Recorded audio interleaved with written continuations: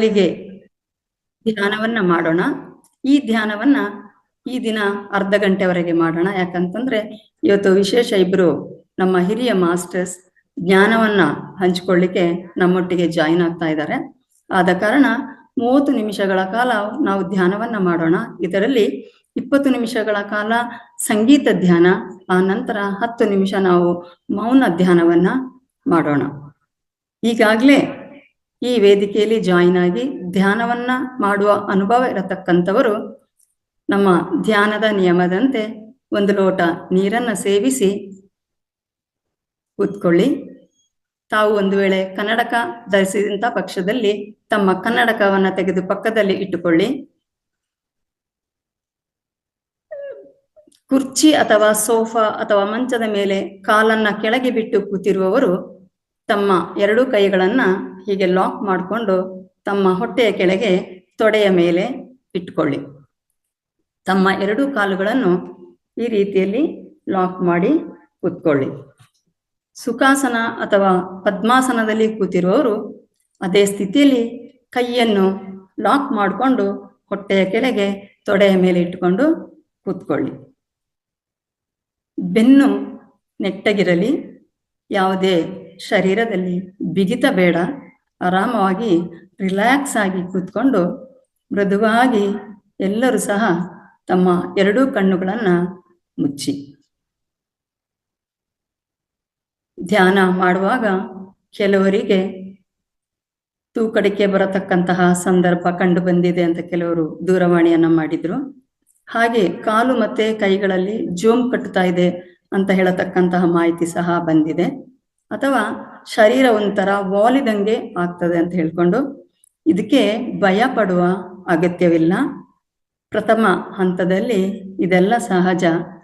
ಇದರಿಂದಾಗಿ ನಮ್ಮ ಶರೀರಕ್ಕೆ ಪ್ರಾಣಶಕ್ತಿ ಪ್ರಸಾರ ಆಗ್ತಾ ಇದೆ. ಜೊತೆಗೆ ನಮ್ಮ ಧ್ಯಾನದಿಂದಾಗಿ ನಮ್ಮ ನರನಾಡಿಗಳು ಸಹ ಶಕ್ತಿಯನ್ನ ಪಡ್ಕೊಳ್ತಾ ಇದೆ. ಜೊತೆಗೆ ನಮ್ಮ ಆತ್ಮ ಶುದ್ಧೀಕರಣ ಆಗ್ತಾ ಇದೆ ಅಂತ ಹೇಳತಕ್ಕಂತಹ ಸಂಕೇತ ಆಗಿದೆ. ಈ ಕಾರಣಕ್ಕಾಗಿ ಯಾರು ಧ್ಯಾನವನ್ನ ಬಿಡಬೇಡಿ, ಧ್ಯಾನವನ್ನ ಮುಂದುವರಿಸಿ. ಯಾವುದೇ ಭಯ ಪಡುವ ಅಗತ್ಯವಿಲ್ಲ. ಎಲ್ಲರೂ ಧ್ಯಾನವನ್ನ ಪ್ರಾರಂಭ ಮಾಡೋಣ. ಯಾವುದೇ ಚಿಂತೆ ಇಲ್ಲದೆ, ಯಾವುದೇ ಬಿಗಿತ ಇಲ್ಲದೆ, ಯಾವುದೇ ಆಲೋಚನೆ ಇಲ್ಲದೆ ತಾವು ರಿಲ್ಯಾಕ್ಸ್ ಆಗಿ ಫ್ರೀಯಾಗಿ ಕೂತ್ಕೊಂಡು ಅದ್ಭುತವಾದ ಸಂಗೀತದೊಂದಿಗೆ ಆಳವಾದ ध्यानवन्न हर्षद मेहता स्कैम के बाद अब 2025 में स्टॉक मार्केट में एक और बड़ा स्कैम चल रहा है. Scam in stock market.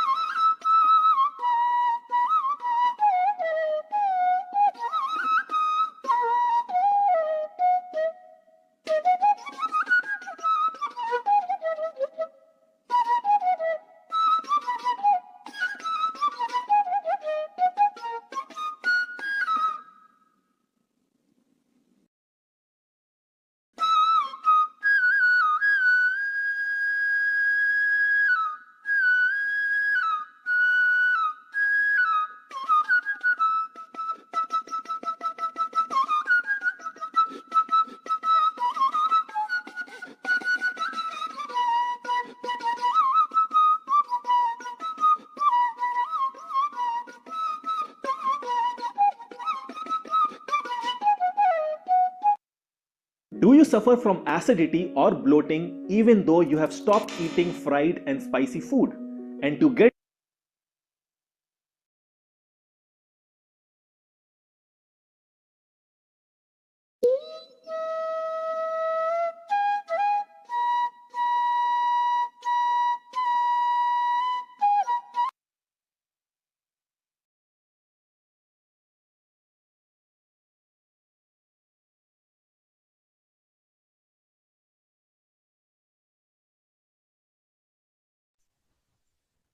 ಧ್ಯಾನ ಬಂಧುಗಳೇ, ಈಗ 10 ನಿಮಿಷಗಳ ಕಾಲ ಶೂನ್ಯ ಧ್ಯಾನವನ್ನ ಮಾಡೋಣ. ಯಾರು ಕಣ್ಣು ತೆರೆಯಬೇಡಿ.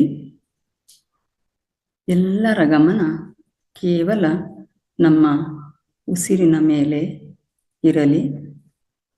ಶರೀರದಲ್ಲಿ ಯಾವುದೇ ಬಿಗಿತ ಬೇಡ. ಮನಸ್ಸಿನಲ್ಲಿ ಯಾವುದೇ ಆಲೋಚನೆ ಬೇಡ. ಕೇವಲ ನಮ್ಮೆಲ್ಲರ ಗಮನ ನಮ್ಮ ಉಸಿರಾಟದ ಮೇಲೆ ಇರಲಿ. ನಮ್ಮ ಶ್ವಾಸವೇ ನಮ್ಮ ಶಕ್ತಿ. ನಮ್ಮ ಉಸಿರೇ ನಮ್ಮ ಗುರು. ನಮ್ಮ ಉಸಿರೇ ನಮಗೆ ಪ್ರಾಣ ಶಕ್ತಿ. ಉಸಿರಿದ್ದರೆ ಶಿವ, ಉಸಿರಿಲ್ಲದಿದ್ದರೆ ಶವ. ಎಲ್ಲರ ಗಮನ ಕೇವಲ ಉಸಿರಿನ ಮೇಲೆ ಇರಲಿ. 10 ನಿಮಿಷಗಳ ಕಾಲ ಮೌನ ಶೂನ್ಯ ಸೈಲೆಂಟ್ ಮೆಡಿಟೇಷನನ್ನು ಮಾಡೋಣ. ಎಲ್ಲರೂ ಸಹ ಮೌನ ಧ್ಯಾನಕ್ಕೆ ಜಾರೋಣ. ಯಾರು ಸಹ ಕಣ್ಣು ತೆರೆಯಬೇಡಿ.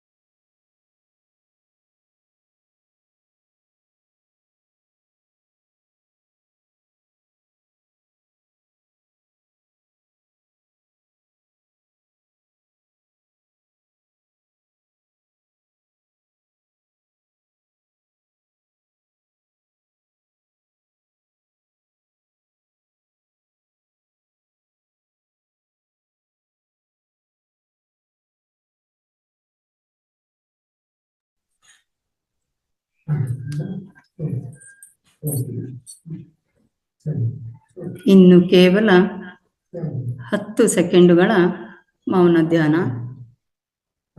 ಯಾರು ಕಣ್ಣು ತೆರೆಯಬೇಡಿ.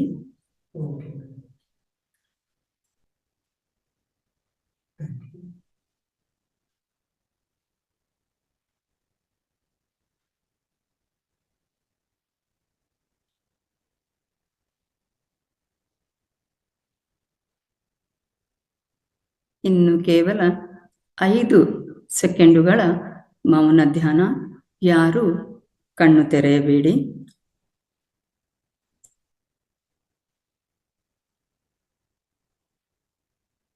5, 4, 3, 2, 1, 0.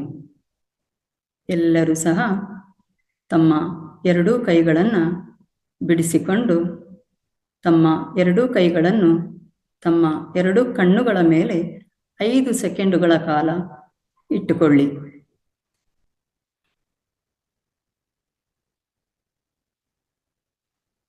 5, 4, 3, 2, 1, 0. ಎಲ್ಲರೂ ಸಹ ತಮ್ಮ ಎರಡೂ ಹಸ್ತಗಳನ್ನು ನಿಧಾನವಾಗಿ ನೋಡುತ್ತಾ ಎರಡೂ ಕಣ್ಣುಗಳನ್ನು ತೆರೆಯಿರಿ.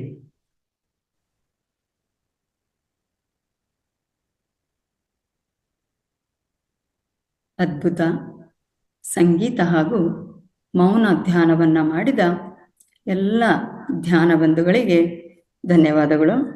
ಹಾಗೆಯೇ ಈ ಧ್ಯಾನಕ್ಕೆ ಸಹಕರಿಸಿದ ಪ್ರಕೃತಿ ಮಾತೆಗೆ ಸಹ ಧನ್ಯವಾದಗಳು. ಅಂತೆಯೇ ಈ ಧ್ಯಾನಕ್ಕೆ ಸಹಕರಿಸಿದ ನಮ್ಮ ದೇಹಕ್ಕೂ ಚಪ್ಪಾಳೆಯೊಂದಿಗೆ ಧನ್ಯವಾದಗಳನ್ನು ಹೇಳೋಣ.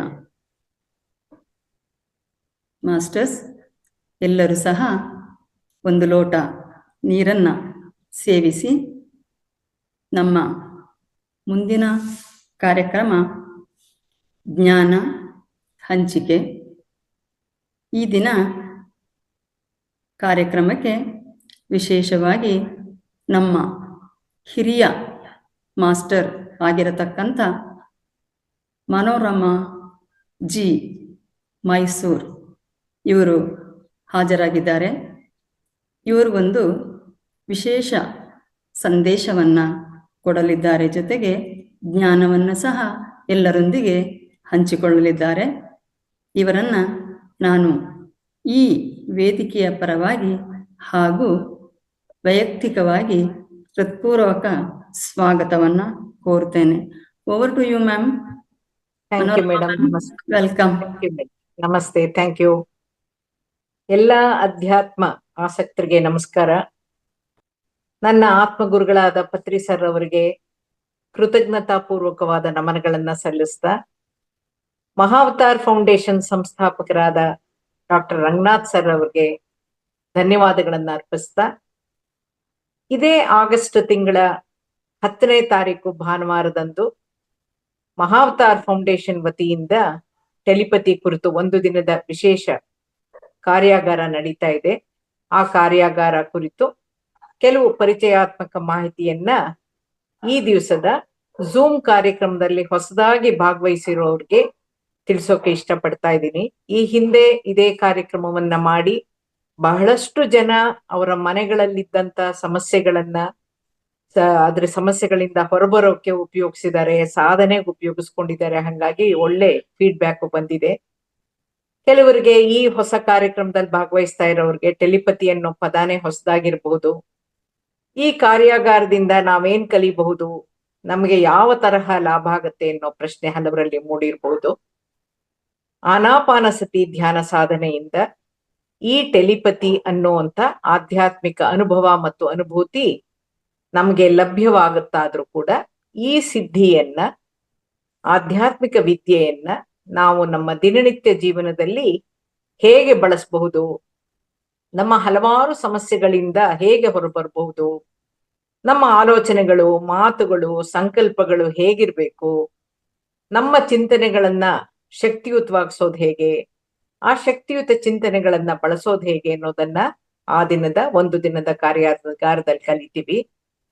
ನಾವೆಲ್ಲ ತಾಪತ್ರಯ ಅನ್ನೋ ಪದವನ್ನ ಕೇಳಿದೀವಿ, ಬಳಸಿದೀವಿ, ಅದ್ರಲ್ಲಿ ಸಿಕ್ಕಾಕೊಂಡು ದುಃಖ ಪಡ್ತಾನೂ ಇದೀವಿ, ನೋವುಗಳನ್ನ ಅನುಭವಿಸ್ತಾನೂ ಇದೀವಿ, ಹಲವಾರು ರೀತಿಯ ಸಮಸ್ಯೆಗಳಲ್ಲಿ ಮುಳುಗಿದೀವಿ. ಸಂಬಂಧದ ಸಮಸ್ಯೆ, ಆರ್ಥಿಕ ಸಮಸ್ಯೆ, ಕಾಯಿಲೆಗಳು ನಮ್ಮನ್ನ ಬಾಧಿಸ್ತಾ ಇರುತ್ತೆ.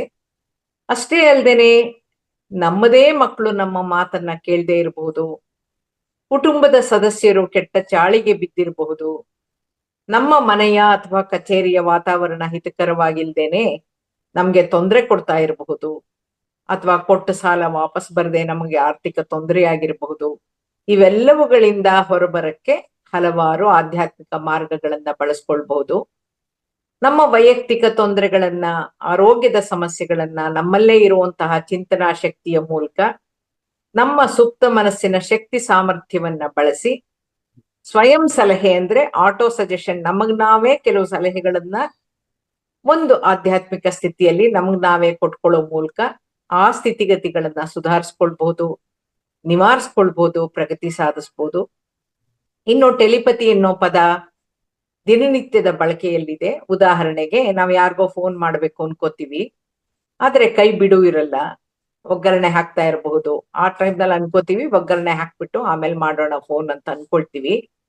ಅಷ್ಟ್ರಲ್ಲೇ ಅವರಿಂದ ಫೋನ್ ಬರುತ್ತೆ. ಆಗ ನಮ್ ಬಾಯಲ್ಲಿ ಏನಂತ ಬರುತ್ತೆ, ಈಗ ತಾನೇ ನಾನು ಹಿಂಗ್ ಫೋನ್ ಮಾಡ್ಬೇಕು ಅಂತ ಅನ್ಕೊಂಡೆ, ಅಷ್ಟ್ರಲ್ಲಿ ನೀನೇ ಫೋನ್ ಮಾಡ್ದೆ, ಟೆಲಿಪತಿ ಕೆಲಸ ಮಾಡ್ತು ಅಂತೀವಿ. ಈ ಟೆಲಿಪತಿ ಕ್ರಿಯೆ ಅನ್ನೋದು ಆಕಸ್ಮಿಕ ಅಲ್ಲ, ಆಧ್ಯಾತ್ಮಿಕ. ನಮ್ಮ ಆಲೋಚನೆಗಳು, ಚಿಂತನೆಗಳು ಪ್ರಕೃತಿಯ ಸಹಾಯದಿಂದ ನಮ್ಮ ಸುಪ್ತ ಮನಸ್ಸಿನ ಸ್ಥಿತಿಯಿಂದ ಕೆಲಸ ಮಾಡುತ್ತೆ. ನಮ್ಗೆ ಬೇಕಾದಾಗ, ನಮ್ಗೆ ಅವಶ್ಯಕತೆ ಇದ್ದಾಗ, ನಮ್ಗೆ ಬೇಕಾದವ್ರಿಗೆ ನಮ್ಮ ಚಿಂತನೆಗಳನ್ನ ಕಳಿಸೋಕೆ, ಆಧ್ಯಾತ್ಮಿಕವಾಗಿ ಕೂಡ ಸಂದೇಶಗಳನ್ನ ಗ್ರಹಿಸೋಕೆ ಬಳಸಬಹುದಾದದ್ದೇ ದೂರ ಮನಸ್ಪರ್ಶ, ಮೌನ ಸಂವಾದ ಅಥವಾ ಭಾವನಾ ಸಂಪರ್ಕ, ಟೆಲಿಪತಿ. ಬಾಯಲ್ಲೇನು ಮಾತಾಡದೆ ಸುಪ್ತ ಮನಸ್ಸಿನ ಸಹಾಯದಿಂದ ಟೆಲಿಪತಿ ಶಕ್ತಿಯನ್ನ ಬಳಸಿ ಮಕ್ಕಳಲ್ಲಿ, ಕುಟುಂಬದ ಸದಸ್ಯರಲ್ಲಿ ಹಾಗೂ ಇತರರಲ್ಲಿ ಪರಿವರ್ತನೆಯನ್ನ ತರಬಹುದು, ಸುಧಾರಣೆ ತರಬಹುದು, ವಾತಾವರಣವನ್ನ ತಿಳಿಗೊಳಿಸಬಹುದು, ಸಂಬಂಧಗಳನ್ನ ಉತ್ತಮಗೊಳಿಸ್ಕೊಳ್ಬಹುದು, ಕೊಟ್ಟು ಸಾಲ ವಸೂಲಿ ಮಾಡ್ಬೋದು, ಎಷ್ಟೋ ಸಮಸ್ಯೆಗಳಿಂದ ಹೊರಬರಬಹುದು.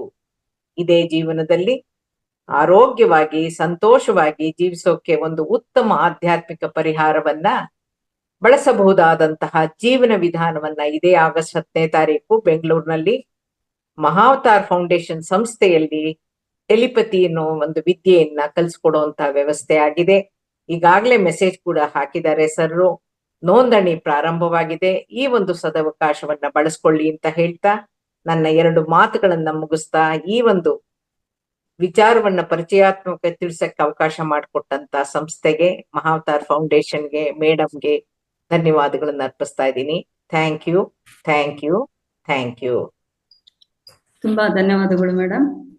ವಿಶೇಷವಾದ ಜ್ಞಾನವನ್ನ ಹಂಚಿದ್ರಿ. ಜೊತೆಗೆ ಯಾವುದೇ ಸಮಸ್ಯೆ ಬಂದಲ್ಲಿ ಅಥವಾ ಯಾವುದೇ ಅನಾರೋಗ್ಯ ಬಂದಲ್ಲಿ, ವಿಶೇಷವಾಗಿ ಸಾಲ ಕೊಟ್ಟವರು ವಾಪಸ್ ಕೊಡದೇ ಇದ್ದಂತಹ ಸಂದರ್ಭದಲ್ಲಿ, ಮಕ್ಕಳು ಕುಟುಂಬಸ್ಥರಿಂದಾದ್ರೂ ಏನಾದ್ರೂ ಸಮಸ್ಯೆ ಇದ್ದಲ್ಲಿ ಇದನ್ನ ಪರಿಹಾರವನ್ನ ಕಂಡುಕೊಳ್ಳಕ್ಕೆ ಸಹ ಆಧ್ಯಾತ್ಮಿಕದಲ್ಲಿ ಅವಕಾಶ ಇದೆ. ಇದನ್ನ ನಮ್ಮ ಸಬ್ ಕಾನ್ಷಿಯಸ್ ಮೈಂಡ್ ಸಹ ವರ್ಕ್ ಮಾಡುವಂತಹ ಟೆಲಿಪತಿ ಎಂಬಂತಹ ಒಂದು ವಿದ್ಯೆಯ ಜ್ಞಾನವನ್ನ ತಾವು ಕೊಡ್ಲಿಕ್ಕೆ ಮುಂದೆ ಬಂದಿದ್ದೀರಾ. ಈ ಒಂದು ಜ್ಞಾನವನ್ನ ಕೊಡ್ಲಿಕ್ಕೆ ನಮ್ಮ ಮಹಾವತಾರ್ ಸಂಸ್ಥೆಯೇ ವ್ಯವಸ್ಥೆ ಮಾಡಿರುವುದು ನಿಜವಾಗಿಯೂ ಶ್ಲಾಘನೀಯ. ಇವರಿಗೆ ನಾವು ಅಭಿನಂದನೆಗಳನ್ನ ಹೇಳಬೇಕಾಗುತ್ತೆ.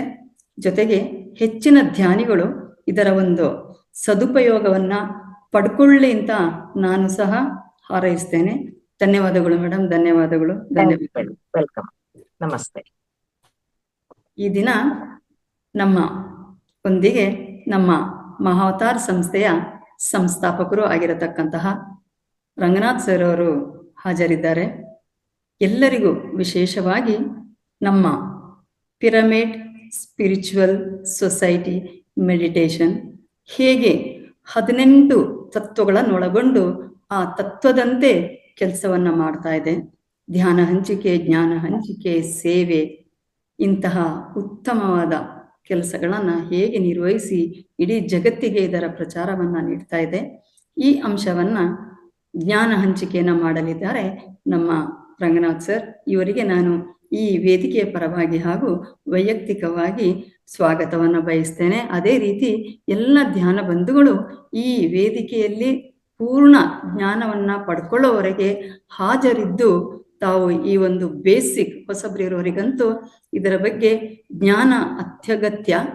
ಸೊ ಇದನ್ನ ಪಡ್ಕೊಳ್ಬೇಕು ಅಂತ ನಾನು ವಿನಂತಿಯನ್ನ ಮಾಡುತ್ತಾ ಈ ವೇದಿಕೆಗೆ ಡಾಕ್ಟರ್ ರಂಗನಾಥ್ ಸರ್ ಅನ್ನ ಹೃತ್ಪೂರ್ವಕವಾಗಿ ಸ್ವಾಗತಿಸ್ತೇನೆ. Over to you sir, Ranganath sir. Thank you madam, ಧನ್ಯವಾದಗಳು. ಎಲ್ಲರಿಗೂ ಶುಭ ಸಾಯಂಕಾಲ. Right. Okay masters, my dear friends, my dear masters, my dear God's,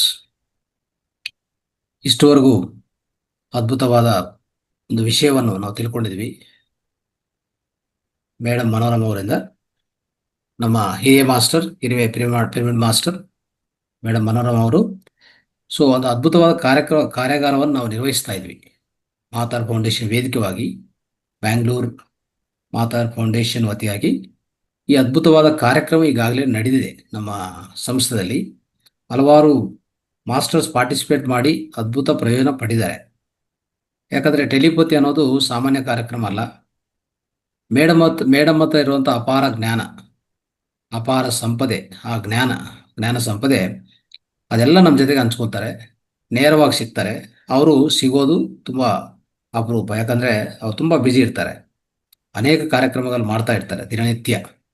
ಅದಕ್ಕೋಸ್ಕರ ಮೈಸೂರಿಂದ ಬೆಂಗಳೂರಿಗೆ ಬಂದು ಅಲ್ಲೇ 2 ದಿವಸ, ಮೊದಲನೇ ದಿವಸ ಅಂದರೆ ಹೇಳ್ಬೇಕಂದ್ರೆ ಮೇಡಮ್ ಇವಾಗ ಹೇಳಿರುವಂಥ ಕಾರ್ಯಕ್ರಮ ಆಗಸ್ಟ್ 10ನೇ ತಾರೀಕು ಭಾನುವಾರ ಆಗತ್ತೆ.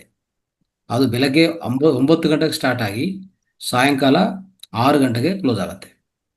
ಮಧ್ಯದಲ್ಲಿ ಮಧ್ಯಾಹ್ನ ಊಟ, ಆಮೇಲೆ ಟೀ ಬ್ರೇಕು, ಅಂದರೆ ಒಂಥರ ರಿಫ್ರೆಶ್ಮೆಂಟ್ ಥರ. ಸೊ ಅದೆಲ್ಲನೂ ಕೊಡ್ತಾರೆ, ನೋಟ್ಸ್ ಕೊಡ್ತಾರೆ. ಇದೆಲ್ಲ ಅಂದರೆ ಅದರಲ್ಲಿ ಜ್ಞಾನ ಜೊತೆಗೆ ಇವೆಲ್ಲ ಇರ್ತದೆ. ಜ್ಞಾನ ಅನ್ನೋದು ಸೊ ಒಂದು ಆಳವಾದ ಜ್ಞಾನ ಮತ್ತು ಪ್ರಾಕ್ಟೀಸಸ್, ಯಾವ ರೀತಿಯಲ್ಲಿ ಈ ಟೆಲಿಪತಿಯನ್ನು ಅಳವಡಿಸ್ಕೋಬೇಕು, ಟೆಲಿಪತಿಯನ್ನು ಹೆಚ್ಚು ಮಾಡ್ಕೋಬೇಕು, ನಮ್ಮಲ್ಲಿ ನಮ್ಮ ಜೀವನವನ್ನು ಸುಧಾರ ಮಾಡ್ಕೋಬೇಕು. ಏನೇ ಕೆಲಸಗಳಾಗಬೇಕಂದ್ರೆ ನಮ್ಮಲ್ಲಿರುವಂಥ ಆ ಸಬ್ಕಾನ್ಷಿಯಸ್ ಪವರ್ನು ಯಾವ ರೀತಿಯಲ್ಲಿ ನಾವು ಉಪಯೋಗಿಸ್ಕೋಬೋದು ಅಂಥ ವಿಷಯವನ್ನು ತಿಳಿಸ್ಕೊಡ್ತಾರೆ. ಇದು ಪೇಯ್ಡ್ ವರ್ಕ್ಶಾಪ್ ಆಗುತ್ತೆ. ಅಂದರೆ ಇದಕ್ಕೂ ಪೂರ್ತಿ ದಿನಕ್ಕೆ ಚಾರ್ಜಸ್ ಇರುತ್ತೆ. ಆ ಚಾರ್ಜಸ್ಸು ಈಗಾಗಲೇ ನಾವು ಗ್ರೂಪಲ್ಲಿ ಅನೌನ್ಸ್ ಮಾಡಿದ್ವಿ, ನೀವು ನೋಡಿರ್ತೀರ. ಮತ್ತೊಂದು ಸರಿ ನೋಡಿ, ಅದರಲ್ಲಿ ಎಲ್ಲ ಓದಿ. ಈ ಟೆಲಿಪತಿ ಕಾರ್ಯಾಗಾರ ಅಂತ ಅದರಲ್ಲಿ ಪೂರ್ತಿ ಡೀಟೇಲ್ಸು ವಿವರವಾಗಿ ಕೊಟ್ಟಿದ್ವಿ. ಯಾರೂ ಇದು ಮಿಸ್ ಮಾಡ್ಕೋಬೇಡಿ, ಯಾಕಂದರೆ ಅಂಥ ಅದ್ಭುತವಾದ ಕಾರ್ಯಕ್ರಮ. ಅಲ್ಲಿ ಇರುವಂಥದ್ದು 40-45 ಸೀಟು, ಅಷ್ಟಕ್ಕಿಂತ ಜಾಸ್ತಿನೂ ಕೊಡೋಕ್ಕಾಗಲ್ಲ ಅಲ್ಲಿರುವಂಥ ಲಿಮಿಟೇಷನ್ ಪ್ರಕಾರ ಕೇಂದ್ರದಲ್ಲಿ. ಅದಕ್ಕೋಸ್ಕರ ಎಲ್ಲರೂ ಇಲ್ಲಿ ಭಾಗವಹಿಸಿರುವಂಥ ಮಾಸ್ಟರ್ಸ್ ಆಗಲಿ, ನಿಮ್ಮ ಫ್ರೆಂಡ್ಸ್ ಆಗಲಿ, ನಿಮ್ಮ ಸಂಬಂಧಿಕರಾಗಲಿ, ಯಾರ್ಯಾರಿಗೆ ಇಂಟ್ರೆಸ್ಟ್ ಇದೆಯೋ ಇದರಲ್ಲಿ ಭಾಗವಹಿಸಿ ಈ ಜ್ಞಾನ ಹೆಚ್ಚು ಪಡ್ಕೊಂಡು ದೈನಂದಿನ ಜೀವನದಲ್ಲಿ ಇದು ಉಪಯೋಗಿಸ್ಕೊಳ್ಳೋದು ಹೇಗೆ ಅಂತ ನೋಡೋದು, ನಮ್ಮ ಜೀವನವನ್ನು ಸುಧಾರ ಮಾಡ್ಕೊಳ್ಳೋದು ಹೇಗೆ, ಸುಲಭವಾಗಿ ಈ ಜೀವನವನ್ನು ಆರೋಗ್ಯ ಆನಂದವನ್ನು ಹೊಂದೋದು ಹೇಗೆ. ಸೊ ಇಂಥ ಅದ್ಭುತವಾದ ಕಾರ್ಯಕ್ರಮ ನಾವೆಲ್ಲರೂ ಭಾಗವಹಿಸೋಣ. ಅದು ಆಗಸ್ಟ್ 10ನೇ ತಾರೀಕು. ಈಗ ಆಗಸ್ಟ್ 9ನೇ ತಾರೀಕು ಇನ್ನೊಂದು ವಿಶೇಷ ಕಾರ್ಯಾಗಾರ. ಅದು ಯಾರೋ ಅಲ್ಲ, ನಮ್ಮ ಮನೋರಮಾ ಮೇಡಮ್ ಅವರ ಪತ್ನಿ, so doctor CS Krishnamurthy sir. ಅವರು ತುಂಬ ತಜ್ಞರು. ಸೊ ಹಳೆಯ ಪಿರಮಿಡ್ ಮಾಸ್ಟರ್, ಹಿರಿಯ ಪಿರಮಿಡ್ ಮಾಸ್ಟರ್. ಸೊ ಅವರು ಸಹ ನಮಗೆ ಅದ್ಭುತವಾದ ಕಾರ್ಯಾಗಾರವನ್ನು ತಗೊಂಡು ಬರ್ತಾ ಇದ್ದಾರೆ ನಮ್ಮ ಜೊತೆಗೆ ಹಂಚ್ಕೊಡೋಕ್ಕೆ. ಆ ಕಾರ್ಯಕ್ರಮ ಹೆಸರು ರೇಖಿ ಫಸ್ಟ್ ಡಿಗ್ರಿ. ಸೊ ಆದರೆ ಸೆಲ್ಫ್ ಹೀಲಿಂಗ್ ಕೋರ್ಸ್. ಇದು ಸೆಲ್ಫ್ ಹೀಲಿಂಗ್ ಕೋರ್ಸು ಪ್ರತಿಯೊಬ್ಬರು ಕಲಿಯಬಹುದು. ಯಾವುದೇ ಇಲ್ಲಿ ಪರಿಮಿತಿ, ಎಲಿಜಿಬಿಲಿಟಿ, ಅರ್ಹತೆ, ಇದು ಅದು ಯಾವುದು ಅಡ್ಡಗೋಡೆ ಯಾವುದಿಲ್ಲ. ಅಡ್ಡಗೋಡೆ ಅಂತೂ ಯಾವುದಿಲ್ಲ, ಎಲ್ಲರೂ ಕಲಿಯಬಹುದು. ಅದನ್ನು ಸಹ ಪೇಯ್ಡ್ ವರ್ಕ್ಶಾಪೇ. ಯಾಕಂದರೆ ಇಲ್ಲಿ ಸುಮಾರು ಹಲವಾರು ವಿಷಯಗಳು ಹಂಚ್ಕೋಬೇಕಾಗತ್ತೆ. ಇಡೀ ದಿವಸ ಕಾರ್ಯಕ್ರಮ ಮಾಡ್ತಾರೆ. ಸೊ ಇನ್ನೊಂದೇನೆಂದರೆ ಸರ್ ಮೇಡಮ್ ಇಬ್ಬರು ಅವ್ರು ಮಾಡೋಂಥ ವಿಶೇಷ ಸೇವೆ ಇದೆ. ಇನ್ನು ಹಲವಾರು ಸಂಸ್ಥೆಗಳಿಗೆ ಅವರು ವಿಧ ಸಂಸ್ಥೆಗಳಲ್ಲಿ ಏನೇನು ಇದು ಕೆಲಸ ಮಾಡ್ತದೋ ಆ ಸಂಸ್ಥೆಗಳಿಗೂ ಸಹ ಅವರು ಒಂಥರ ಡೊನೇಷನ್ಸ್ ಕೊಡ್ತಾ ಇರ್ತಾರೆ. ಇದನ್ನು ಯಾವುದೇ ರೀತಿಯಲ್ಲಿ ಅವರು ಪೂರ್ತಿ ಬಳಸ್ಕೊಂತ ಆ ವ್ಯಕ್ತಿಗಳೇ ಅಲ್ಲ. ಏನು ಮಾಡ್ತಾರೆ ಅಂದರೆ ಇದು ಮತ್ತೆ ಡೊನೇಷನ್ ಪರವಾಗಿ ಮತ್ತೆ ಇನ್ನೊಂದು ಸಂಸ್ಥೆಗೆ, ಇಂಥ ಸಂಸ್ಥೆಗಳು ತುಂಬ ಇದೆ. ಸೊ ಕೆಲಸ ಮಾಡೋದು ಸಂಸ್ಥೆಗಳು ತುಂಬ ಇದೆ, ಅದಕ್ಕೆಲ್ಲ ಸಹಾಯ ಮಾಡ್ತಾ ಇರ್ತಾರೆ. ಸೊ ಅದು ಅವರು ಕರುಣೆ, ಅವರು ಪ್ರೇಮೆ ಅದೆಲ್ಲ ಅವ್ರು ತೋರಿಸ್ತಾ ಇರ್ತಾರೆ. ಆದರೆ ಇಲ್ಲಿ ಕಾರ್ಯಾಗಾರ ಮೊದಲನೇ ದಿವಸ ಆಗಸ್ಟ್ 9ನೇ ತಾರೀಕು, ಅದು ರೇಖಿ ಫಸ್ಟ್ ಡಿಗ್ರಿ, ಅದು doctor CS Krishnamurthy sir. August 10 ಇದನ್ನು ಪೂರ್ತಿ ದಿವಸನೇ 9 ಗಂಟೆಗೆ ಸ್ಟಾರ್ಟ್ ಆದರೆ 6 ಗಂಟೆವರೆಗೆ ಇರುತ್ತೆ. ಸೊ ಇದ್ರ ಬಗ್ಗೆ ಸ್ವಲ್ಪ ಹೆಚ್ಚು ಮಾಹಿತಿ ಈಗ ನಮ್ಮ ಕೃಷ್ಣಮೂರ್ತಿ ಸರ್ನು ಕೊಡಬೇಕಂತ ವಿನಂತಿ ಮಾಡ್ತೀವಿ. ಓಟಿ ಸರ್. ಧನ್ಯವಾದ. ನಮಸ್ಕಾರ. ಎಲ್ಲ ಧ್ಯಾನ ಬಂಧುಗಳಿಗೆ ನಮಸ್ಕಾರ. ನಮ್ಮ ಗುರುಗಳಾದ ಪಿತಾಮಹ ಪತ್ರಿ ಸರ್ ಅವರಿಗೂ ಕೂಡ ನಾನು ನಮಸ್ಕಾರ ಮಾಡ್ತಾ ಇದ್ದೀನಿ. ಈ ಒಂದು ದಿನ ಈ ರೈಕಿ ಮೊದಲನೇ ಡಿಗ್ರಿ ಒಂದು ಕಾರ್ಯಾಗಾರದ ಬಗ್ಗೆ ಮಾಹಿತಿ ಕೊಡು ಅಂತ ಹೇಳಿ ಕೊಡುವಂತಹ ಒಂದು ವಿಚಾರನ ಇವತ್ತು ಮಹತಾರ್ ಫೌಂಡೇಶನ್ ಇಂದ ನಮಗೆ ಡಾಕ್ಟರ್ ರಂಗನಾಥ್ ಅವರು ಅವಕಾಶ ಮಾಡಿಕೊಟ್ಟಿದ್ದಾರೆ. ಅದಕ್ಕೆ ನಾನು ಇದ್ರ ಬಗ್ಗೆ ನಮ್ಮ ಎಲ್ಲ ಧ್ಯಾನ ಬಂಧುಗಳಿಗೆ ಪರಿಚಯ ಮಾಡ್ಕೊಳ್ತಾ ಇದ್ದೀನಿ. ರೇಖಿ ಅಂತಂದ್ರೆ ಏನು ಅಂತ. ರೇಖಿ ಅನ್ನೋದು ಒಂದು ವಿಶಾಲ ಉಪಯೋಗ ಇರುವಂತಹ ಒಂದು ಅದ್ಭುತ ಜ್ಞಾನ ಭಂಡಾರ. ಆಕ್ಚುಲಿ ಹೇಳೋದಾರೆ 2000 ವರ್ಷಗಳಿಂದ ಇದಿದೆ. ಟಿಬೆಟಿಯನ್ಸ್ ಇದರ ಉಪಯೋಗ ಪಡ್ಕೋತಾ ಇದ್ರು. ಆ ಒಂದು ಟಿಬೆಟಿಯನ್ ಪಡೆದಂತಹ ಲಾಭ ಇದರ ಹಿಂದೆ ಲಕ್ಷ ವರ್ಷಗಳ ಹಿಂದೆ ಲೆಮೋರಿಯನ್ ಅನ್ನುವಂತಹ ಒಂದು ಜನಾಂಗ ಇದ್ರು. ಅವರು ಈ ಒಂದು ರೇಖೆಯನ್ನು ಉಪಯೋಗ ಮಾಡೋದನ್ನ ತಪ್ಪಾಗಿ ಉಪಯೋಗ ಮಾಡಿ ಅದನ್ನ ಕಳ್ಕೊಂಡ್ಬಿಟ್ಟಿದ್ವಿ. ಅದಾದ್ಮೇಲೆ ಈಜಿಪ್ಷಿಯನ್ಸ್ ಬಂತು. ಅವರು ಕೂಡ ಪಿರಮಿಡ್ ಎಲ್ಲ ಕಟ್ಟಿ ಆ ಒಂದು ಗುಪ್ತ ಮಾಹಿತಿಯನ್ನ ಮುಚ್ಚಿಟ್ಬಿಟ್ರು. ಇದೇ ತರನೇ ಹಲವಾರು ಸತಿ ಈ ಒಂದು ಕಾರ್ಯಕ್ರಮ ಬರ್ತಾ ಇದ್ರು ಕೂಡ ಅದನ್ನ ಪರಬ್ರಹ್ಮ ಶಕ್ತಿ ಅಂತ ಕರಿತೀವಿ. ಇದನ್ನ ಪರಬ್ರಹ್ಮ ಶಕ್ತಿ ಸ್ವರೂಪ ಅಂತ. ರೇ ಮತ್ತು ಕಿ ಅಂತ 2 ಪದ ಏನಿದೆ. ರೇ ಅಂತಂದ್ರೆ ಬ್ರಹ್ಮಾಂಡ ಶಕ್ತಿ ಅಂತ, ಯೂನಿವರ್ಸಲ್ ಲೈಫ್ ಎನರ್ಜಿ ಅಂತ. ಕಿ ಅಂತಂದ್ರೆ ಎನರ್ಜಿ, ಲೈಫ್ ಎನರ್ಜಿ ಅಂದ್ರೆ ಜೀವಶಕ್ತಿ. ಅದಕ್ಕೆ ಪ್ರಾಣ ಇದೆ. ನಾನೇನು ಮಾಡ್ತಾ ಇದ್ದೀನಿ, ನಾನೆಲ್ಲಿ ಹೋಗ್ತಾ ಇದ್ದೀನಿ, ನಾನು ಯಾರಕ್ಕೆ ತಲುಪ್ತಾ ಇದ್ದೀನಿ, ಯಾರು ಕರಿತಾ ಇದ್ದಾರೆ, ಯಾತಕ್ಕೋಸ್ಕರ ಕರಿತಾ ಇದ್ದಾರೆ, ಅದನ್ನ ಹೇಗೆ ಉಪಯೋಗ ಮಾಡ್ಕೊಳ್ತಾ ಇದ್ದಾರೆ ಅವರು, ಅದಕ್ಕೆ ಯಾತಕ್ಕೋಸ್ಕರ ನಾನು ಹೋಗ್ಬೇಕು ಅಂತ ಆ ಪರಬ್ರಹ್ಮ ಶಕ್ತಿಗೆ ತನಗೆ ತಾನೇ ಒಂದು ಜೀವಶಕ್ತಿ ಅಂದ್ರೆ ಒಬ್ಬ ಮಾನವ ಕೆಲಸ ಮಾಡ್ದಂಗೆ ಅದು ಮಾಡುತ್ತೆ. ಅಂತಹ ಒಂದು ದಿವ್ಯ ಶಕ್ತಿನೇ ರೇಖಿ. ಬ್ರಹ್ಮಾಂಡ ಶಕ್ತಿ ಸ್ವರೂಪ ಅದು. ಯೂನಿವರ್ಸಲ್ ಲೈಫ್ ಫೋರ್ಸ್ ಅಂತ ಕರೀತಾರೆ ಅದನ್ನ. ಇದ್ರೊಳಗೆ ಒಂದು ವಿಶೇಷತೆ ಇದೆ. ಪ್ರಪಂಚದಲ್ಲಿ ಬೇಕಾದಷ್ಟು ತರ ಶಕ್ತಿಗಳಿದೆ. ಆದರೆ ನಾವೀಗಾಗಲೇ ಧ್ಯಾನ ಮಾಡಿ ಪಡಿತಾ ಇರೋದು ಕಾಸ್ಮಿಕ್ ಎನರ್ಜಿ, ಕಾಸ್ಮಿಕ್ ಶಕ್ತಿ ಅಂತ ಅನ್ನೋದು ನಮಗೆ ಪ್ರಕೃತಿ ದತ್ತವಾಗಿ ತನಗ್ ತಾನೇ ಸಿಗುವಂತಹ ಒಂದು ಶಕ್ತಿ. ಆದರೆ ಅದರೊಳಗಡೆ ಜೀವಶಕ್ತಿ ಇರೋಲ್ಲ, ಪ್ರಾಣಶಕ್ತಿ ಇರೋಲ್ಲ. ಅದು ಕೇವಲ ಒಂದು ಜೀವಶಕ್ತಿ. ಅದು ನಮ್ಮ ಒಂದು ಕರ್ಮಗಳನ್ನು ನಡೆಸುತ್ತೆ, ನಮ್ಮ ಕಾಯಿಲೆಗಳನ್ನು ವಾಸಿ ಮಾಡುತ್ತೆ, ಆಧ್ಯಾತ್ಮಿಕವಾಗಿ ನಮ್ಮನ್ನ ಮೇಲಕ್ಕೆ ತಗೊಂಡು ಹೋಗುತ್ತೆ. ಆದರೆ ನಾವು ಸುಮ್ಮನೆ ಯಾರನ್ನೋ ಒಬ್ಬರನ್ನ ಕರೆದ ಪಾಪ ನಂಗೆ ಒಂಚೂರು ಸಹಾಯ ಮಾಡಿದ್ರೆ ಏನ್ ಸಹಾಯ ಅಂತ ಕೇಳ್ತಾರಲ್ವಾ, ಅಂತ ಒಂದು ಸಹಾಯ ಕೇಳದೇ ಇರುವಂತಹ ಒಂದು ಶಕ್ತಿ ಅಂದ್ರೆ ರೇಖಿ ಶಕ್ತಿ. ನೀನು ಕೇವಲ ಅದನ್ನ ಕರೆದು ನಿಮಗೆ ಅಳವಡಿಸ್ಕೊಂಡ್ರೆ ನಿನಗೆ ಎಲ್ಲಿ ಕಾಯಿಲೆ ಇದೆ, ನಿನ್ನ ದೇಹದೊಳಗೆ ಯಾವ ಭಾಗದೊಳಗೆ ನಿನಗೆ ತೊಂದರೆ ಇದೆ, ಜೊತೆಗೆ ನಿಮ್ಮ ಒಂದು ಸಂಸಾರದೊಳಗಡೆ ಇರುವಂತಹ ತೊಂದರೆ ಏನು, ಜೀವನದಲ್ಲಿ ಇರುವಂತಹ ಒಂದು ಕಷ್ಟ ಏನು, ತೊಡಕೇನು, ನಿನಗಿರುವಂತಹ ಒಂದು ಬಾಧೆ ಏನು ಅನ್ನೋದನ್ನ ಈ ಒಂದು ರೇಖಿ ಶಕ್ತಿ ಕಂಡುಹಿಡ್ಕೊಂಡು ಅದನ್ನ ನಿವಾರಣೆ ಮಾಡುತ್ತೆ. ಅಂತಹ ಒಂದು ಅದ್ಭುತವಾದಂತಹ ಒಂದು ಪರಬ್ರಹ್ಮ ಶಕ್ತಿ ಸ್ವರೂಪ. ಇದಕ್ಕೆ ಕಾಸ್ಮಿಕ್ ಕಾನ್ಶಿಯಸ್ನೆಸ್ ಅಂತಾನು ಕರೀತಾರೆ ಇದಕ್ಕೆ. ಇದು ವ್ಯಕ್ತಿಯ ಕೌಶಲ್ಯ, ಜಾಣತನ ಇದು ಯಾವುದನ್ನು ಬೇಕಾಗೋಲ್ಲ ಇದಕ್ಕೆ.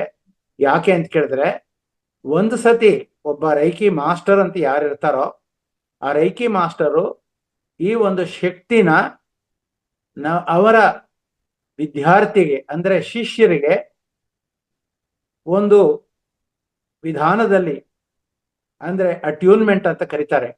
ಅಟ್ಯೂನ್ಮೆಂಟ್ ಅಂತ ಅಂದ್ರೆ ಏನು ಅಂದ್ರೆ 18,000 ವೋಲ್ಟ್ ಎನರ್ಜಿ ಅದು. 18,000 ವೋಲ್ಟ್ ಎನರ್ಜಿ ನಮ್ಮ ದೇಹಕ್ಕೆ ತಲುಪಿದ್ರೆ ನಮ್ಮ ದೇಹ ಅದನ್ನ ತಗೊಳ್ಳಲ್ಲ, ಅದನ್ನ ಕೆಳಗೆ ಬೀಳಿಸ್ಬಿಡುತ್ತೆ ಭೂಮಿಗೆ. ಆದ್ರೆ ಅದು ಭೌತಿಕ ಶರೀರಕ್ಕೆ ಶಕ್ತಿ ಇಲ್ಲ ಅದನ್ನ ತಗೊಳಕ್ಕೆ. ಅದರ ಪಕ್ಕದಲ್ಲಿ ನಮ್ಮ ದೇಹದೊಳಗೆ ನಮ್ಮ ಮಾನವ ಅಂದ್ರೆ 7 ದೇಹ ಇರುತ್ತೆ. 7 ದೇಹದಲ್ಲಿ ಮೊದಲನೇ ದೇಹ ಭೌತಿಕ ಶರೀರ, ಅದಾದ್ಮೇಲೆ ಕಂಪನಾ ಶರೀರ, ಅದಕ್ಕೆ ಆಸ್ಟ್ರಲ್ ಎನರ್ಜಿ ಬಾಡಿ ಅಂತ ಕರೀತಾರೆ. ಆ ಒಂದು ಬಾಡಿ ಏನಿದೆಯೋ ಅದು 1 ಸೆಕೆಂಡ್ಗೆ 10 ಮಿಲಿಯನ್ ಟೈಮ್ಸ್ ವೈಬ್ರೇಟ್ ಆಗ್ತಾ ಇರುತ್ತೆ. ಇದು ಕಂಪನಾ ಶರೀರ ಅಂತ ಅದಕ್ಕೆ ಹೆಸರು. ಅದು ಅಷ್ಟು ಕಂಪನ ಆಗ್ತಾ ಇರೋದ್ರಿಂದ ಈ 18,000 ವೋಲ್ಟ್ ಎನರ್ಜಿನ ಅದು ತಗೊಳುತ್ತೆ. ಅದು ಸಹಸ್ರಾರ ಚಕ್ರದ ಮೂಲಕ ನಮ್ಮ ಆಜ್ಞಾ ಚಕ್ರ, ಅದಾದ್ಮೇಲೆ ವಿಶುದ್ಧ ಚಕ್ರ, ಅದಾದ್ಮೇಲೆ ಅನಾಹತ ಚಕ್ರ, ಹಾರ್ಟ್ ಚಕ್ರ, ಅಲ್ಲಿಂದ ನಮ್ಮ ಕೈಗಳ ಹರಿಯುತ್ತೆ. ಹೀಗೆ ಅಪ್ಪರ್ 4 ಚಕ್ರಾಸ್ ಅಂತ ನಾವೇನ್ ಕರಿತೀವೋ, ಮೇಲಿನ 4 ಚಕ್ರಗಳ ಮೂಲಕ ನಮ್ಮ ಹಸ್ತಗಳಿಗೆ ಬರುತ್ತೆ. ಹಸ್ತದಲ್ಲೂ ಚಕ್ರಗಳಿರುತ್ತೆ. ಚಕ್ರ ಅಂದ್ರೆ ಏನು ಅಂದ್ರೆ ಎನರ್ಜಿ ಸೆಂಟರ್ ಅಂತ ಹೆಸರು. ಆ ಒಂದು ಶಕ್ತಿ ಸ್ವರೂಪವಾದಂತಹ ನಮ್ಮ ಕೈಯೊಳಗಡೆ ಇರುವಂತಹ ಶಕ್ತಿಯ ಒಂದು ಚಕ್ರ, ಅದು ಏನ್ ಮಾಡುತ್ತೆ, ಎನರ್ಜಿ ಸೆಂಟರ್. ಅದು ಎನರ್ಜಿನ ತಗೊಳುತ್ತೆ ಮೇಲ್ಗಡೆಯಿಂದ. ನಾವು ಕರೆದಾಗ ಅದು ಬರುತ್ತೆ, ಬಂದಿದ್ದು ಹಸ್ತಕ್ಕೆ ವರ್ಗಾವಣೆ ಆಗುತ್ತೆ. ನಾವು ಅದನ್ನ ಯಾರ ಕಡೆಗೆ ನಾವು ಬೀಸಿದ್ರೆ ಅವ್ರ ಕಡೆಗೆ ಹೋಗುತ್ತೆ. ಅದನ್ನ ಯಾರ ಕಡೆಗೆ ನಾವು ಒಂದು if you will keep like this on any part of the body, ದೇಹದ ಯಾವುದೇ ಭಾಗದಲ್ಲಿ ಇರುವಂತ ಕಾಯಿಲೆ ಇರ್ಬೋದು, ಯಾರಿಗೇ ಇರ್ಬೋದು. ಇದ್ರ ಜೊತೆಗೆ ಈ ಒಂದು ರೇಖಿ ಶಕ್ತಿಗೆ ಒಂದು ಅದ್ಭುತ ಒಂದು ಶಕ್ತಿ ಇದೆ. ಅದೇನು ಅಂದ್ರೆ ನಮಗೆ ನಾವು ಸ್ವಯಂ ಚಿಕಿತ್ಸೆ ಮಾಡ್ಕೊಳ್ಳೋದು ಮೊದಲನೇದಾಗಿ ರೇಖಿ ಫಸ್ಟ್ ಡಿಗ್ರಿ. ಇದೇ ತರ second degree, third degree, third A, third B, master ಡಿಗ್ರಿವರೆಗೂ ಇದೆ. ಇದಾದ್ಮೇಲೆ ಟೀಚರ್ಶಿಪ್ ಅಂತ ಇದೆ, ಗ್ರ್ಯಾಂಡ್ ಮಾಸ್ಟರ್ಶಿಪ್ ಅಂತ ಇದೆ. ಇದೆಲ್ಲನೂ ಕಲಿಕೆಯ ಬೇರೆ ಬೇರೆ ಹಂತಗಳಾಗಿರುತ್ತೆ. ಇದು ಮೊದಲನೇದಾಗಿ ರೇಖೆಯ ಫಸ್ಟ್ ಪ್ರಾರಂಭಿಕ ಮೂಲ ಅಂದ್ರೆ ಬೇಸಿಕ್ ಕೋರ್ಸ್ ಆಗಿರೋದು ಫಸ್ಟ್ ಡಿಗ್ರಿ ಆಗಿರುತ್ತೆ. ಇದ್ರೊಳಗೆ ಸ್ವಯಂ ಚಿಕಿತ್ಸೆ ಮಾತ್ರ ಸಾಧ್ಯ. ಸ್ವಯಂ ಚಿಕಿತ್ಸೆ ಆಗಿ 1 ತಿಂಗಳಾದ್ಮೇಲೆ 2ನೇ ಡಿಗ್ರಿ ನಾವು ಮಾಡ್ಕೊಳ್ಬಹುದು. ಆ 2ನೇ ಡಿಗ್ರಿ ಒಳಗಡೆ ರೇಖಿ ಚಿಹ್ನೆಗಳು ಅಂತಿರುತ್ತೆ. ಆ ರೇಖಿ ಚಿಹ್ನೆಗಳು ಅಂತ ಅನ್ನೋದನ್ನ ಕಲ್ತ್ಕೊಂಡ್ರೆ ಅದು ನಾವು ಡಿಸ್ಟೆಂಟ್ ಹೀಲಿಂಗ್ ಮಾಡ್ಬೋದು. ಇದೇ ಜಾಗದಲ್ಲಿ ಕೂತ್ಕೊಂಡು ಅಮೆರಿಕಾದಲ್ಲಿರೋ ಯಾರಿಗೋ ಒಬ್ರು ನಮ್ಮ ನೆಂಟರಿಗೆ ನಾವು ಹೀಲ್ ಮಾಡ್ಬೋದು. ಯಾವುದೋ ಜಾಗದಲ್ಲಿ ಇರೋ ಯಾರಿಗೋ ಏನೋ ತೊಂದರೆ ಆಗಿದೆ ಅಂದ್ರೆ ಅವ್ರ ಫೋಟೋ ನೋಡಿ ನಾವು ಅವ್ರಿಗೆ ಹೀಲ್ ಮಾಡ್ಬೋದು. ಯಾರಿಗೋ ಏನೋ ತೊಂದರೆ ಆಗಿದೆ ಅಂತಂದ್ರೆ ಅವ್ರಿಗೆ ನಾವು ತಕ್ಷಣನೇ ಶೀಲ್ಡ್ ಮಾಡ್ಬೋದು. ಯಾರೋ ಕಳ್ತನ ಆಗೋಗ್ತಿದೆ ಅಂತಂದ್ರೆ ಅವ್ರ ಮನೆಗೆ ಶೀಲ್ಡ್ ಮಾಡ್ಬೋದು.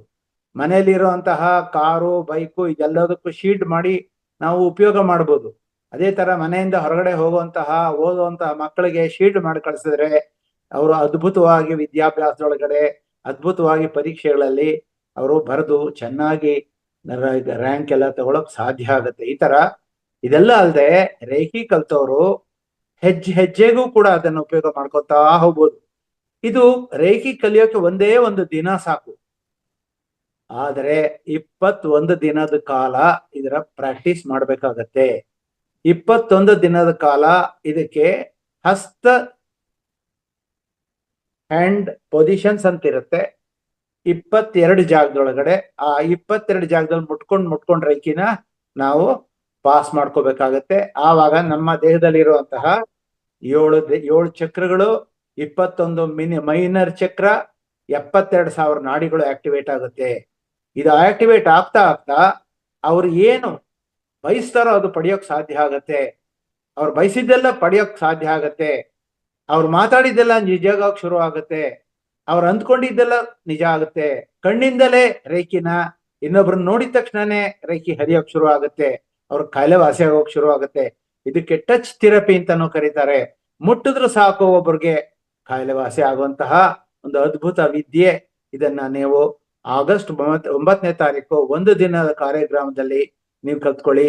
ಇದರಿಂದ ಅಟ್ಯೂನ್ಮೆಂಟ್ ಅನ್ನೋದು ತುಂಬಾ ಇಂಪಾರ್ಟೆಂಟ್. ಇದಕ್ಕೆ ಶ್ರುತಿಗೂಡಿಸುವಿಕೆ ಅಥವಾ ನಾವೇನಂತ ಕರಿತೀವಿ, ನಾವು ಒಬ್ಬರಿಗೆ we have to transfer the energy. ಅದಕ್ಕೆ ವಿಧಾನ ಬಹಳ ಸುಲಭ, ಆದರೆ ರೈಕಿ ಮಾಸ್ಟರ್ ಮಾತ್ರ ಮಾಡಕ್ಕಾಗತ್ತೆ. ಡಾಕ್ಟರ್ ಮಿಕಾ ಉಸುಯಿ ಅಂತನವರು ನಮ್ಮೆಲ್ಲರ ಗುರುಗಳು. ಆ ಗುರುಗಳು ಜಪಾನ್ ದೇಶದೊಳಗಡೆ ಬಹಳ ಕಷ್ಟಪಟ್ಟು 21 ದಿನದ ಕಾಲ ಅವರು ಧ್ಯಾನ ಮಾಡಿ ಈ ರೇಖಿ ಶಕ್ತಿನ ಪಡ್ಕೊಂಡ್ರು. ಆ ಒಂದು ಲೆಮೋರಿಯನ್ ಕಾಲದಿಂದ ಇದ್ದಂತ ಶಕ್ತಿಗಳನ್ನ ದುರುಪಯೋಗ ಮಾಡ್ಕೊಂಡು ಹಾಳು ಮಾಡ್ಕೊಂಡಿದ್ರು. ಅದನ್ನ ಮತ್ತೆ ವಾಪಸ್ ಪಡೆದು ಈಗ ಅದನ್ನೆಲ್ಲ ನಿಮಗೆಲ್ಲ ಹಂಚೋದಕ್ಕೆ ವ್ಯವಸ್ಥೆ ಮಾಡಿಕೊಟ್ಟಿದ್ದಾರೆ. ಈ ರೇಖಿ ಶಕ್ತಿಯಲ್ಲಿ ವಿಶೇಷ ಗುಣಗಳೇನಿದೆ ಅಂತಂದ್ರೆ, ಸ್ವರೂಪ ಅದ ಆಧ್ಯಾತ್ಮಿಕ ಸ್ವರೂಪವಾದ್ದು. ಇದು ದೈವ ಶಕ್ತಿ. ಇದಕ್ಕೆ ಸ್ವಯಂ ಚಿಕಿತ್ಸೆಗೆ ದೀಕ್ಷೆ ಹೊಂದ್ಕೋಬೇಕು. ಅದಕ್ಕೆ ಅಟ್ಯೂನ್ಮೆಂಟ್ ಅಂದ್ರೆ ದೀಕ್ಷೆ ಅಂತ ಕರಿತೀವಿ. ಅದು ದೀಕ್ಷೆ ಆದ್ಮೇಲೆನೆ ರೇಖಿ ನಮ್ಗೆ ಹರಿಯೋದು. ಇಲ್ಲ ಅಂದ್ರೆ ರೇಖಿ ಬರ್ತಾನೆ ಇರುತ್ತೆ, ಆದ್ರೆ ನೆಲಕ್ಕೆ ಬಿದ್ದು ಹೋಗ್ತಾ ಇರತ್ತೆ, ನಮ್ಮ ದೇಹದೊಳಗಡೆ ಎಂಟರ್ ಆಗೋಲ್ಲ. ಆದ್ರಿಂದ ಅಟ್ಯೂನ್ಮೆಂಟ್ ಮಾಡಿಸ್ಕೊಳ್ಳೇಬೇಕಾಗತ್ತೆ. ಅದಕ್ಕೆ 9ನೇ ತಾರೀಕಿನ ದಿವಸ ಈ ಒಂದು ಕಾರ್ಯಕ್ರಮ ನಡೆಯುತ್ತೆ. ಈ ರೇಖಿ ಹರಿಬೇಕಾದ್ರೆ ಯೋಗ, ಪ್ರಾಣಾಯಾಮ ಇಂಥ ವಿಧಾನಗಳಲ್ಲಿ ಯಾವುದೇ ನಿರ್ಬಂಧನೆಗಳಿರುತ್ತೆ. ಹಿಂಗೆ ಕೂತ್ಕೋಬೇಕು, ಇದೇ ತರ ಉಸಿರಾಡ್ಬೇಕು, ಈ ತರ ಎಲ್ಲ, ಈ ತರದ್ ಯಾವ್ದು ನಿರ್ಬಂಧನೆಗಳಿಲ್ಲ. ಈ ರೇಖಿ ಹರಿಯುವಾಗ ಯಾವ ಅಡ್ಡ ಪರಿಣಾಮಗಳಾಗಲ್ಲ, ಸೈಡ್ ಎಫೆಕ್ಟ್ಸ್ ಆಗಲ್ಲ. ಇವತ್ತಿನವರೆಗೆ ನಾನು ಇವಾಗಲೇ ಒಂದು 10,000 ಜನಕ್ಕೆ ರೇಖಿ ಮಾಡಿರ್ಬಹುದು. ಯಾರಿಗೂ ಸೈಡ್ ಎಫೆಕ್ಟ್ ಆಗಿಲ್ಲ, ಯಾರಿಗೂ ತೊಂದರೆ ಆಗಲ್ಲ, ಏನೂ ಆಗಲ್ಲ. ಅದು ಒಂದು ದೈವ ಶಕ್ತಿ ಆಗಿರೋದನ್ನ ನಮ್ಮನ್ನ ಪ್ರೊಟೆಕ್ಟ್ ಮಾಡ್ತಾನೆ ಇರುತ್ತೆ. ಇದು ಜಾತಿ ಮತ ಪಂಗಡಗಳಿಗೆ ಯಾವ್ದಕ್ಕೂ ಸೀಮಿತ ಇಲ್ಲ, ಯಾರು ಬೇಕಾದ್ರೂ ಕಲ್ತ್ಕೋಬಹುದು. ಇದಕ್ಕೆ ಎಷ್ಟು ಬೇಕೋ ಅಷ್ಟೇ ರೇಖಿ ಹರಿಯುತ್ತೆ. ಯಾಕೆಂದ್ರೆ reiki is A divine energy, ಅದು ಪರಬ್ರಹ್ಮ ಶಕ್ತಿ. ಎಷ್ಟು ಬೇಕೋ ಅಷ್ಟು ಹರಿಯುತ್ತೆ. ಈಗ ನಾನು ಕರಿತೀನಿ, ನಾನು ಕರೆಯೋದನ್ನ ನಾನು ಒಬ್ಬ ರೇಖಿ ಒಬ್ಬ ಕಾಯಿಲೆ ಇರೋ ಮನುಷ್ಯನಿಗೆ ಹರಿಸ್ಬೇಕು ಅಂತ ಕರಿತೀನಿ. ಆದ್ರೆ ನಾನು ಹರ್ಸೋಕ್ ಶುರು ಮಾಡಿದ್ಮೇಲೆ ಅದು ನನಗೆ ಇಷ್ಟೇ ಹರಿ ಅಂತ ಹೇಳೋದಕ್ ಬರಲ್ಲ. ಆ ಒಬ್ಬ ಕಾಯಿಲೆ ಮನುಷ್ಯ ಎಷ್ಟು ಬೇಕೋ ಅಷ್ಟು ಹೇಳ್ಕೊತಾನೆ, ಅಷ್ಟು ಮಾತ್ರ ಆಗತ್ತೆ. ಆದ್ರೆ ನಾನು ಕಾಯಿಲೆ ಮನುಷ್ಯನಿಗೆ ಎಷ್ಟು ಕೊಡ್ತೀನೋ ಅವನಿಂದ ನನಗೇನು ನಕಾರಾತ್ಮಕ ತರಂಗಗಳಾಗ್ಲಿ, ನನ್ನಿಂದ ಅವ್ರಿಗಾಗ್ಲಿ, ಅವರಿಂದ ನಮಗಾಗ್ಲಿ ಎಕ್ಸ್ಚೇಂಜ್ ಆಗೋದಿಲ್ಲ. ಹೀಗೆ ನಮ್ಮನ್ನ ನಾವು ಪ್ರೊಟೆಕ್ಟು ಮಾಡ್ಕೋತಾ ಇರ್ತೀವಿ. ಆದ್ರೆ ಇದಕ್ಕೆ ಶೀಲ್ಡಿಂಗ್ ಅಂತ ಒಂದು ಮೆಥಡ್ ಇದೆ. ಕವಚ ನಿರ್ಮಾಣ ಮಾಡ್ಕೋತೀವಿ, ಪಿರಮಿಡ್ ಹಾಕೋತೀವಿ. ಪಿರಮಿಡ್ ಕವಚ ಅಂತ ಹಾಕೊಳ್ಳೋದನ್ನ ಹೇಳ್ಕೊಡ್ತೀವಿ. ನಾವು ಪ್ರತಿಯೊಬ್ರು ಮನೆಯಿಂದ ಹೊರಗಡೆ ಹೋಗುವಾಗ ಶೀಲ್ಡಿಂಗ್ ಮಾಡಿ ಕಳಿಸಿ ಅಂತೀವಿ. ಮನೆಯಿಂದ ಹೊರಗಡೆ ನಾವು ಟೂರ್ ಹೋದಾಗ ಮನೇನ ಶೀಲ್ಡ್ ಮಾಡಿ ಹೊರಗಡೆ ಹೋಗ್ತೀವಿ. ನಾವು ಇರೋಂತ ಈಗ ಮನೆ ನಾವು 6 ವರ್ಷ ಶೀಲ್ಡ್ ಮಾಡಿದ್ವಿ, ಒಂದು ಕಳ್ತನ ಇಲ್ಲ. ಯಾರು ಕೂಡ ನಮ್ಮ ಮನೆ ಒಳಗಡೆ ಹೆಜ್ಜೆ ಕೂಡ ಇಟ್ಟಿರ್ಲಿಲ್ಲ. ನಮ್ಮನೆ ಇದ್ದಂತ ಒಂದು ಕಾರು 80,000 ಕಿಲೋಮೀಟರ್ ಓಡಿತ್ತು. ಆ ಒಂದು 80,000 ಕಿಲೋಮೀಟರ್ ಪ್ರತಿದಿನ ಶೀಲ್ಡ್ ಮಾಡ್ಕೊಂಡೇ ಹೋಗ್ತಾ ಇದ್ದದ್ದು. ಆ ಟೈಮ್ ಒಳಗಡೆ ಆ ಒಂದು ಕಾರು ಒಂದ್ಸತಿನೂ ಪಂಚರ್ ಆಗಿರ್ಲಿಲ್ಲ, ಒಂದ್ಸತಿ ಕೆಟ್ಟಿರ್ಲಿಲ್ಲ, ಒಂದು ಆಕ್ಸಿಡೆಂಟ್ ಇಲ್ಲ, ಯಾವುದೇ ಒಂದು ಕಳ್ತನ ಇಲ್ಲ, ಈ ತರ ತೊಂದರೆ ಆಗಿರ್ಲಿಲ್ಲ. ಒಂದ್ಸತಿ ಕಳ್ತನ ಆಗಿತ್ತು, ಆದ್ರೆ ಅದು ಪೂರ್ತಿ 100% ನಮಗ್ ವಾಪಸ್ ಬಂತು. ಈ ತರ ರೇಖಿಯಿಂದ ನಾವು ಹೆಜ್ಜೆಗೂ ಲಾಭ ಪಡ್ಕೊಂತ ಹೋಗ್ಬೋದು. ನಮ್ಮ ಜೀವನದಲ್ಲಿ ಬರುವಂತ ಪ್ರತಿ ಸಮಸ್ಯೆಗೂ ಕೂಡ ರೇಖಿ ಚಿಕಿತ್ಸೆ ಇದೆ. ಚಿಕಿತ್ಸೆ ಅಂತಂದ್ರೆ ಅದು ಟ್ರೀಟ್ಮೆಂಟ್ ಅಲ್ಲ. It is pass the reiki to solve the problem ಅಂತ. Pose a question in the night and get an answer in the morning ಅಂತ. ಈ ತರ ರೇಖಿ ಸರಳ, ನೇರವಾದ ವಿಧಾನ. ಎಲ್ಲರ ಒಳಿತಿಗೋಸ್ಕರ ಉಪಯೋಗ ಮಾಡುವಂತಹ ಒಂದು ಅದ್ಭುತ ಒಂದು ದಿವ್ಯ ಕಲೆ ಆಗಿರುತ್ತಿದ್ದು. ಈ ಒಂದು ಇದಕ್ಕೆ ಯಾವ ಔಷಧಿಗಳು ಬೇಡ, ಯಾವುದೇ ಒಂದು ಸಲಕರಣೆಗಳು ಬೇಡ. ಇದು ಭೌತಿಕ, ಮಾನಸಿಕ, ಭಾವನಾತ್ಮಕ ಕಾರಣಗಳಿಂದ ಉಂಟಾಗುವಂತ ಎಲ್ಲಾ ಸಮಸ್ಯೆನೂ ನಿವಾರಣೆ ಮಾಡುತ್ತೆ.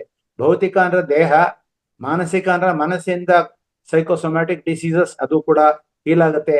ಭಾವನಾತ್ಮಕ ಅಂತಂದ್ರೆ ಏನು, ನನಗೆ ನಾನೇ ಹೀಯಾಳಿಸ್ಕೋತಾ ಇರ್ತೀನಿ, ನಾನ್ ಬ್ಯಾಡ್ ಲಕ್ಕು, ನಮ್ಮಮ್ಮ ನನ್ನನ್ನ ಅಮಾವಾಸ್ಯೆ ದಿನ ಹೆತ್ತು ಬಿಟ್ಲು, ನಾನು ನೆಗೆಟಿವ್ ಆಗಿ ಬದುಕಿದ್ದೀನಿ, ನನ್ನ ದುರದೃಷ್ಟವಂತ, ಈ ತರ ಎಲ್ಲ ನಾನೇ ಹೀಯಾಳಿಸ್ಕೋತಾ ಇರ್ತೀನಿ. ಅದನ್ನ ರೇಖಿ ಮಾಡ್ಕೊಂತ ಹೊರಟು ಹೋಗುತ್ತೆ. ಅಂತ ಭಾವನಾತ್ಮಕ ತರಂಗಗಳೆಲ್ಲ, ನಕಾರಾತ್ಮಕ ತರಂಗಗಳೆಲ್ಲ ಗ್ರೌಂಡಿಂಗ್ ಆಗೋಕ್ ಶುರು ಆಗುತ್ತೆ. ಹೀಗೆ ರೇಖಿ ದೈವಶಕ್ತಿಯಾಗಿ ನಮಗೆ ಪ್ರತಿ ದಿವಸ ಸಹಾಯ ಮಾಡ್ತಾ ಇರುತ್ತೆ. ಶಾಂತಿ ಸಾಧನೆ ಆಗುತ್ತೆ. ನಮ್ಮ ಒಂದು ಎಲ್ಲ ಸಮಸ್ಯೆಯನ್ನು ನಿವಾರಣೆ ಆಗ್ತಾ ಇರುತ್ತೆ. ಪ್ರತಿ ಹಂತದಲ್ಲಿ ಅಭಿವೃದ್ಧಿ ಕಡೆ ಹೋಗ್ತಾ ಇರ್ತಾರೆ. ಪರ್ಸನಾಲಿಟಿ ಡೆವಲಪ್ಮೆಂಟ್ ಮಾಡ್ಕೋಬಹುದು. ಮಕ್ಕಳು ಎಜುಕೇಶನ್ ಅಲ್ಲಿ ಅದ್ಭುತವಾಗಿ ಬೆಳಿಬಹುದು. ಈ ತರ ರೇಖಿ ಕಲಿಯುವಾಗ ಹೃದಯಕ್ಕೆ ಎಂತೆಂತ ಕಾಯಿಲೆಗಳು ವಾಸಿ ಆಗುತ್ತೆ ಅಂತಂದ್ರೆ, ಕ್ಯಾನ್ಸರು, ಚರ್ಮದ ಕಾಯಿಲೆ, ಸುಟ್ಟುಗಾಯ, ತುರಿಕೆ, ಮುರಿದು ಇರುವಂತಹ ಮೂಳೆಗಳು, ತಲೆನೋವು, ಶೀತ, ಫ್ಲೂ, ಗಂಟಲು ನೋವು, ಆಸ್ತಮಾ, ನೆನಪಿನ ಶಕ್ತಿ ವಯಸ್ಸಾದ್ಮೇಲೆ ಹೋಗ್ತಾ ಇರುತ್ತೆ, ಮಾನಸಿಕ ತೊಂದರೆಗಳು, ಆತ್ಮವಿಶ್ವಾಸದ ಕೊರತೆಗಳು, ಟ್ಯೂಮರ್ಸು, ಸ್ಥೂಲಕಾಯ, ನಪುಂಸಕತ್ವ, ನಿದ್ರಾಭಂಗ, ಹೀಗೆ ಹೇಳ್ತಾ ಹೋದ್ರೆ ಪಟ್ಟಿ ಲೆಕ್ಕ ಇಲ್ಲ. ಯಾವ ಕಾಯಿಲೆಗೂ ಕೂಡ ರೇಖೆಯನ್ನು ಉಪಯೋಗ ಮಾಡ್ಕೋತಾ ಹೋಗ್ಬೋದು. ಈ ಚಿಕಿತ್ಸಾ ವಿಧಾನಗಳ ಕಾರ್ಯದಕ್ಷತೆಯನ್ನು ಹೆಚ್ಚಿಸೋಕೆ ಉತ್ತಮವಾದಂತಹ ಬೇರೆ, ಈಗ ನಾವ್ಯಾವುದೋ ಅಲೋಪತಿ ಮೆಡಿಸಿನ್ ತಗೋತಾ ಇರ್ತೀವಿ, ಆಯುರ್ವೇದಿಕ್, ಅದಕ್ಕೆ ರೇಖಿ ಮಾಡಿ ಮಾಡಿ ಆ ಮಾತ್ರೆಗಳು ತಗೊಂಡ್ರೆ ಆ ಒಂದು ಮಾತ್ರೆ ಬೇಗ ಬೇಗ ಕೆಲಸ ಮಾಡುತ್ತೆ. ಈಗ ನಮ್ಮ ಈ ಫೌಂಡೇಶನ್ ಇಂದ ಅಗ್ರಿಕಲ್ಚರ್ ಕಾರ್ಯಕ್ರಮ ಮಾಡ್ತಾರೆ, ಪಿರಮಿಡ್ ಕಾರ್ಯಕ್ರಮಗಳು ಮಾಡ್ತಾರೆ. ಆ ಅಗ್ರಿಕಲ್ಚರ್ ಮಾಡುವಾಗ ಅದು ಆರ್ಗ್ಯಾನಿಕ್ ಅಗ್ರಿಕಲ್ಚರ್ ಅಂತ ಮಾಡ್ತಾರೆ. ಅದಕ್ಕೆ ರೇಖಿ ಪಾಸ್ ಮಾಡಿದ್ರೆ ಆ ಒಂದು ಬೆಳೆಗಳಲ್ಲಿ ಇಳುವರಿ ಜಾಸ್ತಿ ಬರುತ್ತೆ, ಕಾಯಿಲೆಗಳು ಬರಲ್ಲ. ಇದೆಲ್ಲದನ್ನು ಸಾಧ್ಯ ಇದೆ. ಪ್ರತಿಯೊಂದನ್ನು ಡಿಸ್ಟೆಂಟ್ ಹೀಲಿಂಗ್ ಮಾಡ್ಬೋದು. ನಾವ್ ಇಲ್ಲೇ ಕೂತ್ಕೊಂಡು ಯಾವ್ದೋ ಊರಲ್ಲಿ ಇರೋರು ನೋಡದೆ ಇರೋರ್ಗೂ ಕೂಡ ನಾವು ಹೀಲ್ ಮಾಡ್ಬೋದು. ಆಪರೇಷನ್ ಥಿಯೇಟರ್ ಒಳಗೆ ಆಪರೇಷನ್ ನಡೀತಿದ್ರೆ ನಾವ್ ರೇಖಿ ಪಾಸ್ ಮಾಡಿದ್ರೆ ಅದ್ಭುತವಾಗಿ ಸರ್ಜರಿ ಸಕ್ಸಸ್ ಆಗುತ್ತೆ. ಡೆಲಿವರಿ ಟೈಮ್ ಒಳಗೆ ನಾವು ರೇಖಿ ಮಾಡಿದ್ರೆ ನಾರ್ಮಲ್ ಡೆಲಿವರಿ ಆಗುತ್ತೆ. ಈ ತರ ಎಲ್ಲ ತ್ವರಿತವಾಗಿ ಎಲ್ಲಾ ತರ ನೋವುಗಳನ್ನ ನಾವು ನಿವಾರಣೆ ಮಾಡ್ಕೋಬಹುದು. ನಮ್ಮ ಬೇಕಾದಷ್ಟು ಆಸೆ ಆಕಾಂಕ್ಷೆಗಳಿರುತ್ತೆ, ಅದನ್ನ ಈಡೇರಿಸ್ಕೋಬಹುದು. ಸಂಬಂಧಗಳಲ್ಲಿ ಇವತ್ತಿನ ಕಾಲದಲ್ಲಿ ಎಲ್ಲಾರು ಸಂಬಂಧ ಕೆಡಿಸ್ಕೊಂಡು ಬೇಗ ಬೇಗ ಡೈವೋರ್ಸ್ಗಳಾಗ್ತಾ ಇರುತ್ತೆ. ಇದನ್ನೆಲ್ಲ ಸರ್ ಮಾಡ್ಕೊಳ್ಬಹುದು. ಅದನ್ನೆಲ್ಲ ಅದಲ್ಲದೆ ಕೆಟ್ಟ ಅಭ್ಯಾಸಗಳನ್ನ ಬಿಡೋ ಅಂತದ್ದು, ಈಗೆಲ್ಲ ಮಾತೆತ್ತಿದ್ರೆ ಕುಡಿಯೋದು, ಸಿಗರೇಟ್ ಸೇದೋದು, ಜೊತೆಗೆ ಡ್ರಗ್ಸ್ ಅಂತೂ ಈಗಂತೂ ಹಾವಳಿ ಇದೆ, ಅದನ್ನೆಲ್ಲ ಬಿಡಿಸ್ಕೊಳ್ಬಹುದು. ವ್ಯಕ್ತಿತ್ವ ವಿಕಸನ ಜಾಸ್ತಿ ಮಾಡ್ಕೋಬಹುದು. ನಮ್ ಜೊತೆಲಿರೋ ಪ್ರಾಣಿಗಳಿಗೂ ಪಕ್ಷಿಗಳಿಗೂ ನಮ್ ಜೊತೆಲಿರುವಂತಹ ಸಸ್ಯ ವರ್ಗಕ್ಕೂ ಕೂಡ ರೇಖಿ ಪಾಸ್ ಮಾಡ್ಬೋದು. ಸೊ ಈ ತರ ದಿವ್ಯ ಚಕ್ಷು ತೆರೆಸ್ಕೋಬಹುದು, ನಾವು ಥರ್ಡ್ ಐ ಆಕ್ಟಿವೇಟ್ ಮಾಡ್ಕೋಬಹುದು, ಪಾಸ್ಟ್ ಲೈಫ್ ನೋಡ್ಕೋಬಹುದು, ಭೂತ ಕಾಲದಲ್ಲಿ ಏನಾಗುತ್ತೆ ಅನ್ನೋದನ್ನ ನೋಡ್ಕೋಬಹುದು, ಭವಿಷ್ಯ ತಿಳ್ಕೋಬಹುದು. ನಮ್ಮ ಕುಂಡಲಿ ಜಾಗೃತ ಮಾಡ್ಕೊಳ್ಳೋದಕ್ಕೂ ಕೂಡ ರೇಖಿ ಸಹಾಯ ಆಗತ್ತೆ. ಜೊತೆಗೆ ದೈನಂದಿನ ಚಟುವಟಿಕೆಗಳಲ್ಲಿ ಸರಳವಾಗಿ ನಾವು ಬದುಕ್ತಾ ಹೋಗ್ಬೋದು. ನಮ್ಮ ಪ್ರತಿಭೆಗಳನ್ನ ನಾವು ಹೆಚ್ಚು ಮಾಡ್ಕೊಂತ ಹೋಗ್ಬೋದು. ಆತ್ಮವಿಶ್ವಾಸ ಬೆಳೆಸ್ಕೋಬಹುದು, ಆತ್ಮ ಗೌರವ ವೃದ್ಧಿ ಆಗುತ್ತೆ, ಕೃಷ್ಣಮೂರ್ತಿ ಸರ್, ಸೊ ಟೋಟಲಿ ನೀವು ಫುಲ್ ರೇಖಿ ಇಲ್ಲೇ ಟ್ರೈನಿಂಗ್ ಮಾಡ್ಬಿಡ್ತಾ ಇದ್ರ? ಇಲ್ಲ, ಈ ತರ ಇದೆಲ್ಲ ಗುಣಗಳು, ಈ ತರದ್ದು ಸಾವಿರ ವಿಚಾರಗಳಿದೆ. ಎಲ್ಲದನ್ನು ನೀವು ಖಂಡಿತವಾಗ್ಲೂ ಕಲ್ತ್ಕೊಳ್ಳಿ. ಇದರಿಂದ ದೀಕ್ಷೆ ಪಡೆಯೋದು ಬಹಳ ಮುಖ್ಯ. 3-4 ತಿಂಗಳಲ್ಲಿ ನೀವು ರೇಖಿ ಕಲ್ತ್ಕೊಂಡ್ರೆ ನೀವು ಬೇರೆಯವ್ರಿಗೂ ಕೂಡ ಚಿಕಿತ್ಸೆ ಮಾಡ್ಬೋದು ಅಂತ ಒಂದು ಸ್ಥಿತಿಗೆ ಹೊಟ್ಟೋಗ್ತೀರಾ. ಇದರಿಂದ 50-60% ಕಾಯಿಲೆಗಳು 7 ದಿವಸದಲ್ಲಿ ವಾಸಿ ಆಗುತ್ತೆ. ಸೊ ಈ ತರ ಕರ್ಮ ಕೂಡ ಅಳಿಸ್ಕೋಬಹುದು. ಕರ್ಮ ಯಾವ ಕಾರಣಕ್ಕೂ ಕರ್ಮ ವಾಸನೆಗಳು ನಿವಾರಣೆ ಮಾಡ್ಕೊಳಕ್ ಆಗಲ್ಲ ಅಂತ ಹೇಳ್ತಾರೆ. ಖಂಡಿತ ಸರ್. ಅದೇ ಈಗ ನಾವು ಸ್ಟಾರ್ಟ್ ಮಾಡೋಣ ಸರ್. ಇದು ಅವತ್ತು ಆಗಸ್ಟ್ 9ನೇ ತಾರೀಕು ಬೆಳಗ್ಗೆ 9 ಗಂಟೆಯಿಂದ 6 ಗಂಟೆವರೆಗೆ ಅಂತ ಹೇಳಿದ್ವಿ. ಓಕೆ, ಹೌದು. ಕಾರ್ಯಕ್ರಮ. ಸೊ ಒಟ್ಟಲ್ಲಿ ಹೇಳೋದಾದ್ರೆ ಅನಾವಶ್ಯಕ ಖರ್ಚು ಇರೋದಿಲ್ಲ. ಆರಾಮಾಗಿ ನೀವು ಖಂಡಿತವಾಗ್ಲೂ ಇದನ್ನ ಕಲ್ತ್ಕೊಳ್ಳಿ. ಇದರಿಂದ ನಿಮಗೆ ಜೀವನ ಪರ್ಯಂತ ನಿಮಗೆ ಲಾಭ ಇದೆ ಅಂತ ಹೇಳ್ತಾ ನನ್ಗೆ ಅವಕಾಶ ಕೊಟ್ಟಂತಹ ಡಾಕ್ಟರ್ ರಂಗನಾಥ್ ಸರ್ ಅವರಿಗೆ ನನ್ನ ಧನ್ಯವಾದಗಳನ್ನ ಅರ್ಪಿಸ್ತಾ ನನ್ನ ಮಾತುಗಳನ್ನ ಮುಗಿಸ್ತಾ ಇದ್ದೀನಿ. ಇದರಿಂದ ನಿಮ್ಮೆಲ್ಲರಿಗೂ ಲಾಭ ಆಗ್ಲಿ. ಇದೆಲ್ಲ ಪಾರ್ಟಿಸಿಪೇಟ್ ಮಾಡಿ ಕಲ್ತ್ಕೊಳ್ಳಿ. ಇದು ನಾವು ರೇಖಿನ ಎಲ್ರಿಗೂ ಕಲಿಸ್ಬೇಕು, ಪ್ರತಿಯೊಬ್ಬರಿಗೂ ಮನೆಯೊಳಗಡೆ ಒಬ್ರಿಗಾದ್ರೂ ಕಲಿಸ್ಬೇಕು ಅನ್ನೋ ಆಸೆ ಇದೆ. ಇದ್ರೊಳಗಡೆ ನೀವು ಕಲ್ತ್ಕೊಂಡು ನೀವು ಕೂಡ ನಮ್ ತರ ರೇಖಿ ಮಾಸ್ಟರ್ ಆಗ್ಬೇಕು ಅಂತ ಆಸೆ ಇದೆ. ಇದನ್ನ ಡಾಕ್ಟರ್ ಮಿಕಾ ಉಸೂಯಿ ಅವರು ಬಹಳ ಕಷ್ಟಪಟ್ಟಿದ್ದಾರೆ, ಅವರ ಶಿಷ್ಯರು ಕೂಡ ಕಷ್ಟಪಟ್ಟಿದ್ದಾರೆ. ಅವ್ರು ಎಷ್ಟೋ ದಿನ ಜೀವನದ ಪರ್ಯಂತ ಮದುವೆನೇ ಮಾಡ್ಕೊಳ್ದೆ ರೇಖಿ ಕಲ್ಸಿದ್ದಾರೆ. ಸೊ ಈ ತರ ಎಲ್ಲ ಇದೆ. ಇದನ್ನೆಲ್ಲ ಇವರು 9ನೇ ತಾರೀಕಿನ ದಿವಸ ನೀವು ಜಾಯಿನ್ ಆದ ದಿವಸ ಇದೆಲ್ಲ ತಿಳಿಯುತ್ತೆ. ಇಷ್ಟು ಹೇಳ್ತಾ ನಾನು 2 ಮಾತುಗಳನ್ನ ಮುಗಿಸ್ತೀನಿ. ಧನ್ಯವಾದಗಳು. Right, thank you sir. Thank you so much Krishnamurthy sir. So ಅದ್ಭುತವಾದ ಮಾಹಿತಿ ಕೊಟ್ಟಿದ್ರಿ ಕಾರ್ಯಕ್ರಮ ಬಗ್ಗೆ. ಖಂಡಿತ ಇದು ನಮಗೆ ತುಂಬಾ ಪ್ರೇರಣೆ ಕೊಡ್ತು. ನೀವು ಹೇಳ್ತಾ ಇರುವಾಗನೇ ನನಗೆ ಅನಿಸ್ತು, ಏನು ಇಷ್ಟು ಜ್ಞಾನ ಇದೆ ಇದರಲ್ಲಿ, ಇಷ್ಟು ಜ್ಞಾನ ನಾವು ತಿಳ್ಕೊಂತೀವ ಅವತ್ತು ಒಂದು ದಿವಸಕ್ಕೆ ಅಂತ. ಸೊ ಅಂತ ಅದ್ಭುತ ಸರಳವಾದ ರೀತಿಯಲ್ಲಿ ನೀವು ಹೇಳಿದ್ರಿ. ಖಂಡಿತ ಇದು ನಾವು ಎಲ್ಲರೂ ಈ ಜ್ಞಾನ ಪಡೆಯೋಕ್ಕೆ, ಈ ರೇಖಿ ಕಲ್ಸ್ಕೊಳಕ್ಕೆ ಖಂಡಿತ ಅವತ್ತು 9ನೇ ತಾರೀಕು ಹೆಚ್ಚು ಸಂಖ್ಯೆಯಲ್ಲಿ ಭಾಗವಹಿಸಿ ಅಂತ ಹೇಳ್ತಾ ಇದ್ವಿ. So thank you sir. Thank you so much for your kind message and wonderful message. Thank you sir. Thank you. Thank you. Right. So okay ಸ್ನೇಹಿತರೆ, ಇಷ್ಟುವರೆಗೂ ಕೇಳಿಸ್ಕೊಂಡಿದ್ರಲ್ಲ. ಸೊ ಇದು ರೇಖಿ ಹೀಲಿಂಗ್ ಬಗ್ಗೆ ಸೊ ಸಂಕ್ಷಿಪ್ತವಾಗಿ ಮಾಹಿತಿಯನ್ನು ಸರ್ ಹಂಚ್ಕೊಂಡಿದ್ದಾರೆ, ಆದರೆ ವಿಸ್ತಾರವಾಗಿ ಇದೆ. ಇದರಲ್ಲಿ ಇನ್ನೂ ಹೆಚ್ಚು ಸಬ್ಜೆಕ್ಟ್ ಇದೆ. ಸರ್ ಹತ್ರ ಒಂಥರ ಜ್ಞಾನ ಸಂಪದೆ ಅಂತ ಹೇಳ್ತೀವಲ್ಲ, ಒಂಥರ ಜ್ಞಾನ ಭಂಡಾಗಾರ ಇದೆ.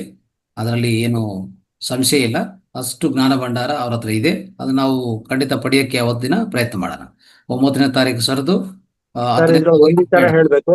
ಹ್ಮ್ ಇದು ಇಂಟರ್ನ್ಯಾಷನಲ್ ರೈಕಿ ಫೌಂಡೇಶನ್ ಸರ್ಟಿಫಿಕೇಟ್ ಕೋರ್ಸು. ಇದನ್ನ ಖಂಡಿತವಾಗ್ಲೂ ಎಲ್ಲೂ ಸಿಕ್ಕೋದಿಲ್ಲ. ಆ ಒಂದು ಇಂಟರ್ನ್ಯಾಷನಲ್ ಫೌಂಡೇಶನ್ ಕೋರ್ಸ್ ಇರೋದ್ರಿಂದ, ರೇಖಿ ಫೌಂಡೇಶನ್ ಕೋರ್ಸ್ ಆದ್ರಿಂದ ಇದನ್ನ ಈ ಸರ್ಟಿಫಿಕೇಟ್ ಕೋರ್ಸ್ ಯಾರು ಮಾಡಲ್ಲ. ರೇಖಿ ಹೇಳ್ಕೊಡ್ತಾರೆ, ಆದರೆ ನಿಮ್ಗೆ ಸರ್ಟಿಫಿಕೇಟ್ ಯಾವ್ದೋ ಒಂದು ಕೊಡ್ತಾರೆ. ಆದ್ರೆ this is A very good course. ಈ ಸರ್ಟಿಫಿಕೇಟ್ ಪಡೆಯೋಕ್ಕೋಸ್ಕರ ಬಹಳ ಜನ ಕಷ್ಟ ಪಡ್ತಾರೆ. ಅದರಿಂದ ನೀವು ಪಡೀರಿ ಅಂತ ಹೇಳೋಕೆ ಇಷ್ಟಪಡ್ತೀನಿ. Right, thank you sir. So ಸ್ನೇಹಿತರೆ, ಹೆಚ್ಚು ಮಾಹಿತಿಗೋಸ್ಕರ ನಿಮಗೆ ಅದರ ಇನ್ಫಾರ್ಮೇಶನ್ ಏನಿದೆಯೋ ವಾಟ್ಸಪ್ಪಲ್ಲಿ ಬರ್ತಾ ಇರ್ತದೆ ನಾಳೆ. ದಯವಿಟ್ಟು ಎಲ್ಲ ನೋಡಿಕೊಂಡು ನಿಮ್ಮ ಮುಂದಿನ ಕಾರ್ಯಕ್ರಮ ಅದರಲ್ಲಿ ಮುಂದುವರಿಸ್ಬೋದು. Right, thank you sir. Thank you so much. ಸ್ನೇಹಿತರೆ, ಆತ್ಮೀಯರೇ, ಇವತ್ತಿನ ಆಧ್ಯಾತ್ಮಿಕ ಜ್ಞಾನ ಹಂಚಿಕೆ ಭಾಗವಾಗಿ ನಮ್ಮ PSSM 18 ಮಾರ್ಗದರ್ಶಕ ಸೂತ್ರಗಳ ಬಗ್ಗೆ ಸ್ವಲ್ಪ ಮಾಹಿತಿ ತಿಳ್ಕೊಳ್ಳೋಕೆ ಪ್ರಯತ್ನ ಮಾಡೋಣ. ಸೊ ಇದರಲ್ಲಿ 18 ಮಾರ್ಗದರ್ಶಕ ಸೂತ್ರಗಳು. ಈ 18 ಮಾರ್ಗದರ್ಶಕ ಸೂತ್ರಗಳು ಹೇಗಿರ್ತವೆ ಅಂದ್ರೆ ಒಂಥರ ಬ್ರಹ್ಮ ಸೂತ್ರಗಳು ಅಂತ ಹೇಳ್ತೀವಿ ನಾವು. PSSM ಅಂದ್ರೆ pyramid spiritual societies movement, mother foundation. So ಈ ಎರಡೂ ಸಂಸ್ಥೆಗಳಂದ್ರೆ ಮಾತೃ ಸಂಸ್ಥೆ PSSM. ಸೊ ಅದರಲ್ಲಿ ಅದರ ಭಾಗವಾಗಿ ನಮ್ಮ ಮಾತರ್ ಫೌಂಡೇಶನ್ ಅದ್ಭುತವಾದ ರೀತಿಯಲ್ಲಿ ಈ ಜ್ಞಾನ ಹಂಚಿಕೆ, ಜ್ಞಾನ ಸೇವೆಯನ್ನು ಮಾಡ್ತಾ ಇದೆ.